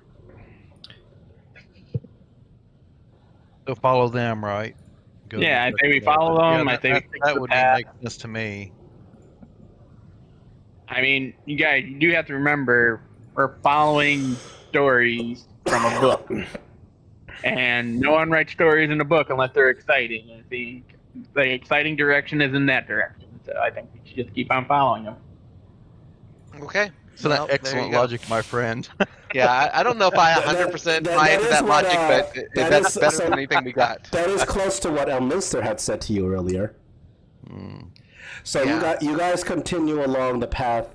You're clearly behind the other party. They're far down the path by now. You guys are at least like half a day or so behind them at this point. So you continue following down along the path for the rest of the day. And then towards the evening of the day, you guys are coming closer to the mountains, and you notice that the path is kind of veering around. Now that we're closer to the mountains, there are like some cactuses and like smaller pieces of bushes and vegetation. It's not quite as desolate as it was before, but still there's not like animals and water or anything like that. It's still very dry, very uncomfortable. And as at dusk, right before the sun sets, you come upon in the mountain range to the north of you. You see that there's one mountain which seems to have a cloud right in the middle of it. And you think to yourselves, is this possibly the White Plume Mountain they're talking about? And of course, the path goes directly towards that mountain. Okay. Well, if it's got a cloud, that could be the plume that they spoke of. Yeah. It certainly does fit the name by its look. There is a white plume around the mountain. It's about another half day's travel to this location. Yeah. You feel like if you were to push through, you could probably get there by the evening. Okay. But Well, that'd be let's nice. not push through, because we told them that we're going to allow them to enter first and give them some time. I mean, they gave us the water, they paid to be here. I think that we are fine. All right, then we will have your survival expert roll a survival check. That we have water though, don't we? Yes, but you still have to roll the survival check in terms of because there's also increase in hunger as well. We got rations. Yeah, Well- we have 10 days of ration. I mean, even if we all split our rations, we would make that. And plus, I mean, as far as because I've been in the desert for a long time, but we could use the hut, so we wouldn't even be out in the elements. You can use the hut. You have you have two. He gave you 2 water skins. How much water skins do you have on top of that? Do you have enough Well, water for everybody? Well, we had 2 before, and you said that It was one a day for one person. Yeah, so he 1 unit of water a day for one person. So he handed you 2. You guys had 2 with you previously, so that's 4. It's not enough for everybody. Only 2 of us had any. I have a jug that I filled up with water at the last location, so Right. I don't have a water skin. I have a jug. So either way, I mean, I feel confident that we will be okay on our survival rolls, but I Yeah. just want to make sure we're putting everything we can in our favor. Well, if you use your rations and your water, you don't have to roll it for this evening. Oh yeah, we definitely will. I think we'll be there. Yeah. The next day. All right, so I'll give you the skip on the survival roll. You use up all your water, and you eat up the rations for the day. Okay. Yeah, that makes sense. And we stay on the path, so we don't have to worry about bad stuff. So the next morning, you guys wake up, and first thing in the morning, you approach the torches now. The torches now lead all the way up to the base of the mountain, and you can see at the end of these torches, there's a small camp. You guys are like maybe 200 feet away, and you spot the camp. Perfect. So we continue heading in that direction. I mean, we know whose camp it is, and they shouldn't be there. They were eager to start the adventure. We don't know whose camp it is. It could be different group of people. Does it have 2 camels outside and look similar? Well, as you approach, you do notice that the 2 camels from the other adventuring party is kind of ringed up outside. When you get to the camp, you notice that the camp is full of well-armored mercenaries. You see them kind of patrolling all about, but when the mercenaries see you, they just kind of nod at you like you're supposed to be there, so they expect to see you. They don't give you any trouble. You walk into the middle of the camp, you see a magical summoning circle, and standing right next to the summoning circle is a man. Let me bring the map up.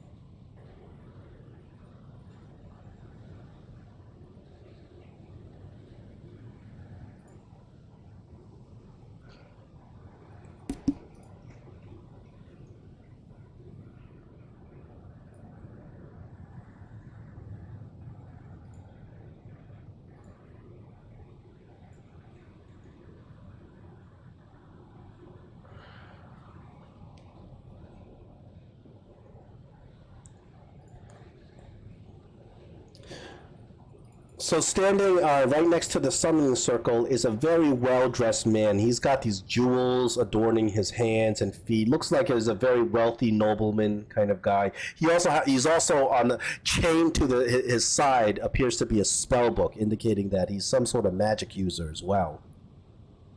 And he sees you. He sees the group approach, and he says, "Welcome, friends. Welcome to White Plume Mountain." And as you look at this man, you look a little bit closer. He has an emblem. He has a little necklace with an emblem on his chest, with a very well adorned V. Looks like this. Now I don't believe we've made the acquaintance. You must have purchased a ticket through one of my associates. I am Alim Alusa.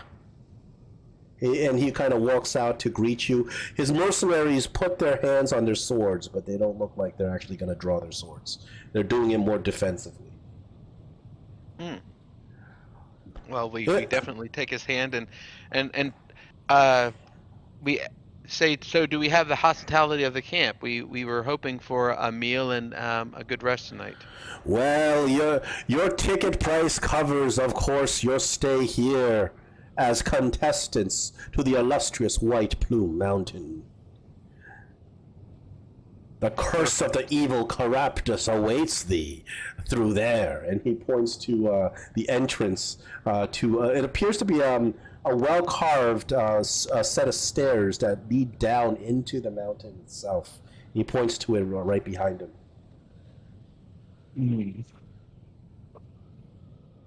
Now tell me, where are you from? Which one of my associates has sold you the tickets?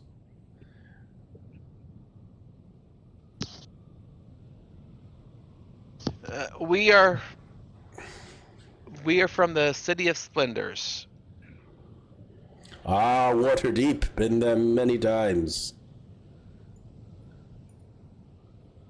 And we were recruited because we possess a certain skill set that that they figured would come in handy in recovering these weapons. I am sure you do, but I'm trying to find out which one of my associates had sold you the ticket. You did pay the ticket price, didn't you not? Well, Durham was the one that sent us here. Durnan, I don't recall. Well, we've paid the ticket price in blood and sweat many times over. Yes, I'm sure you have, but here, in the way we do things, I need gold. Well, I'm sure your gold was collected. Or do you have a ticket with you? Yes, of course. And I kind of look over at Greg. I wonder if the Stone of Elminster would suffice. That's what I was thinking too. Gregory, you take you kind of you're holding the stone in your hand in your pocket. The stone does not appear to be reacting at this time. Well, if you want to go into the dungeon, I must insist I take your ticket. Or you can buy one right now from me if you have the gold. The price is a bit higher here on the spot than if you had bought.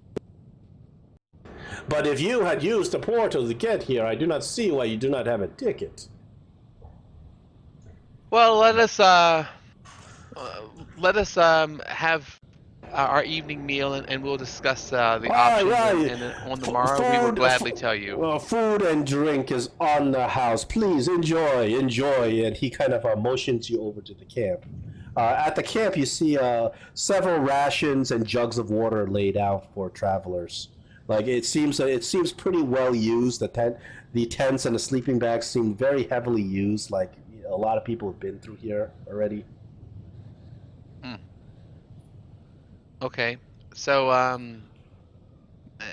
I think maybe we should steal a ticket or something.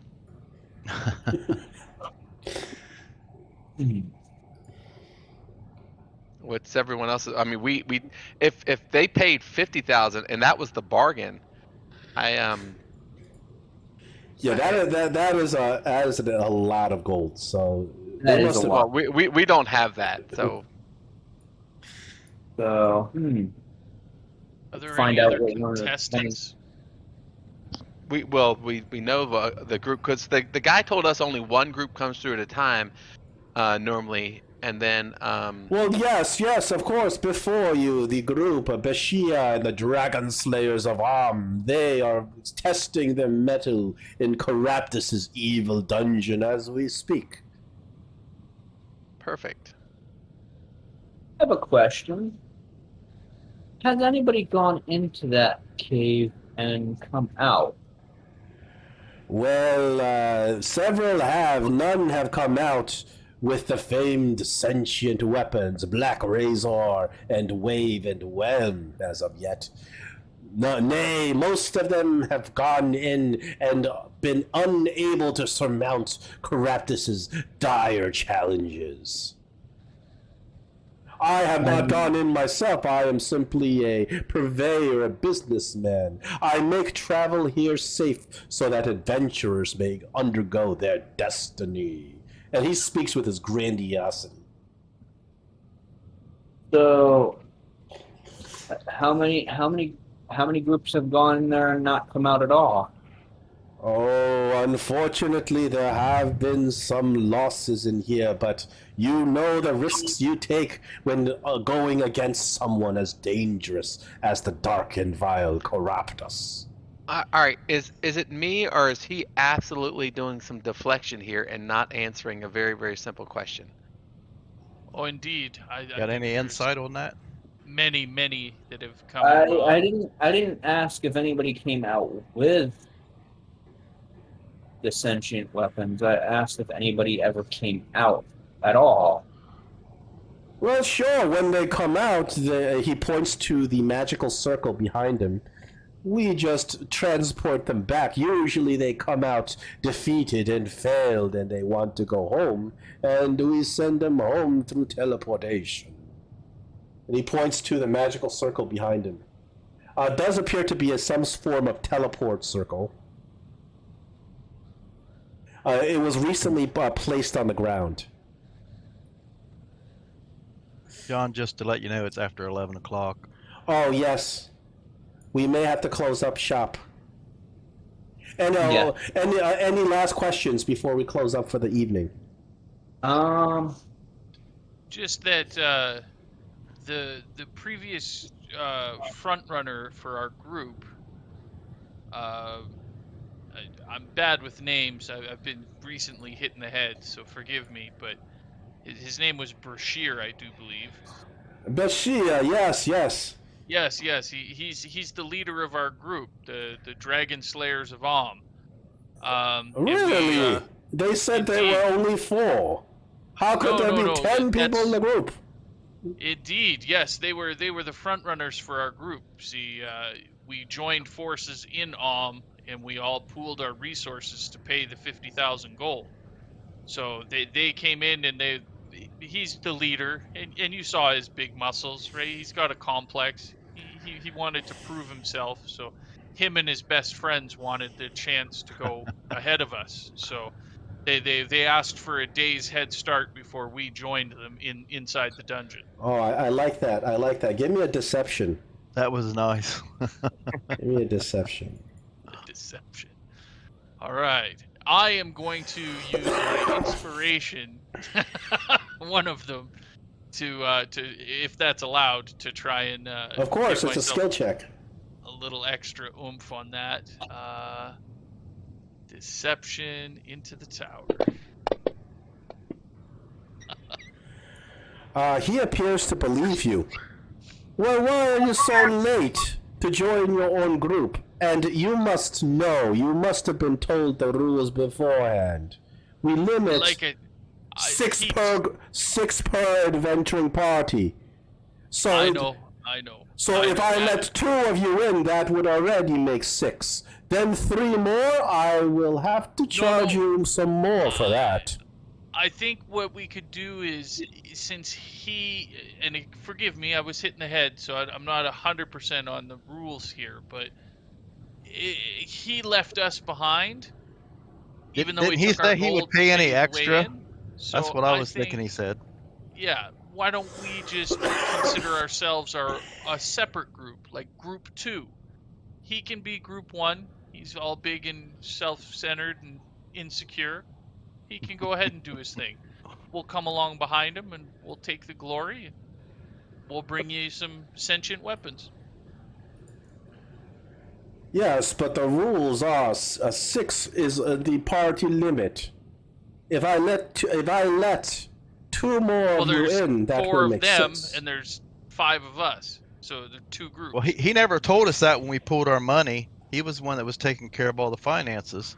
Well, I am not going back in there after them. So you tell me that if you come out of the dungeon, that you will pay me the extra that you owe me. Yes? That sounds like a good agreement. Well, I'm feeling generous today, but I am no fool. I am a businessman. You can understand that, right? Can you give me something for collateral, in case you don't come out, the risks of which you are well aware? and he kind of has a big smile on his face, like he's asking for you to give him something in collateral.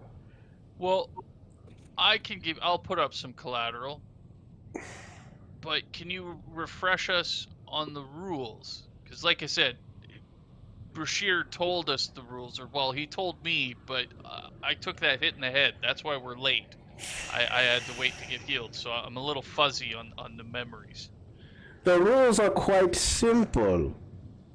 You enter the dark, horrible dungeon of Caractus. Whatever treasures you find in there are yours, and whatever conquest you incur in there goes to your name. I am simply a purveyor of safety so that you may come here without insult. And I shall take you back home should you win or lose. But if you perish inside Caraptus's dungeon, I am afraid I will not come after you. Understood. And I'll reach into my bag of holding and I'll draw out my rapier, the nice shiny +1 rapier that I have. And I'll hand it to him hilt first.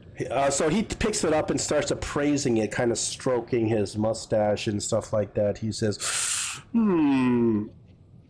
It is a very wonderful weapon, but I'm afraid it is not worth enough for collateral. Olaf, hearing that, will reach into his bag and pull out a magical trinket, the amulet of protection from turning undead. And say, this might be a little bit maybe more your fancy, and I will hand it off to him. He holds his. He's like, "Do I look like a vampire? This is worthless."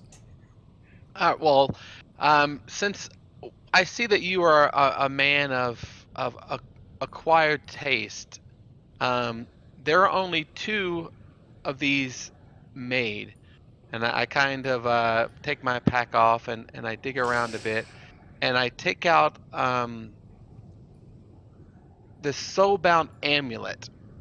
Okay. And I show him the soulbound amulet. I don't let him touch it yet, but I tell him that this was this legendary item has come from the Maztecan tomb, thought to be lost forever. His eyes open wide. Oh, I have never seen something so beautiful such as this. Oh yes, and I kind of continue to bring it out as I share the tale of the lost lovers that this amulet belonged to, and how it grants the wearer these magnificent, incredible bonuses. Oh, a fine magical item indeed. I will accept that as collateral. I will return it upon your return here. Of course. And then I kind of hand it over. And he says, and if you should need some provisions, some of my powerful magical items, I can provide those as well, although I do have to warn you, my prices out here in the middle of the Anauroch are quite high. It is just the price I pay for my own safety and hiring these powerful mercenaries. And he opens up a shop for you called Alim's Shop that you now have access to. And then we'll pick up next week. You look through Alim's shop, and he's selling a couple of magical scrolls. And he has a huge stack of those flyers of Caraptus. And on top of that, he is selling some very powerful magical vials that you actually have not encountered before. But he is charging an exorbitant price for them. All right. Yep.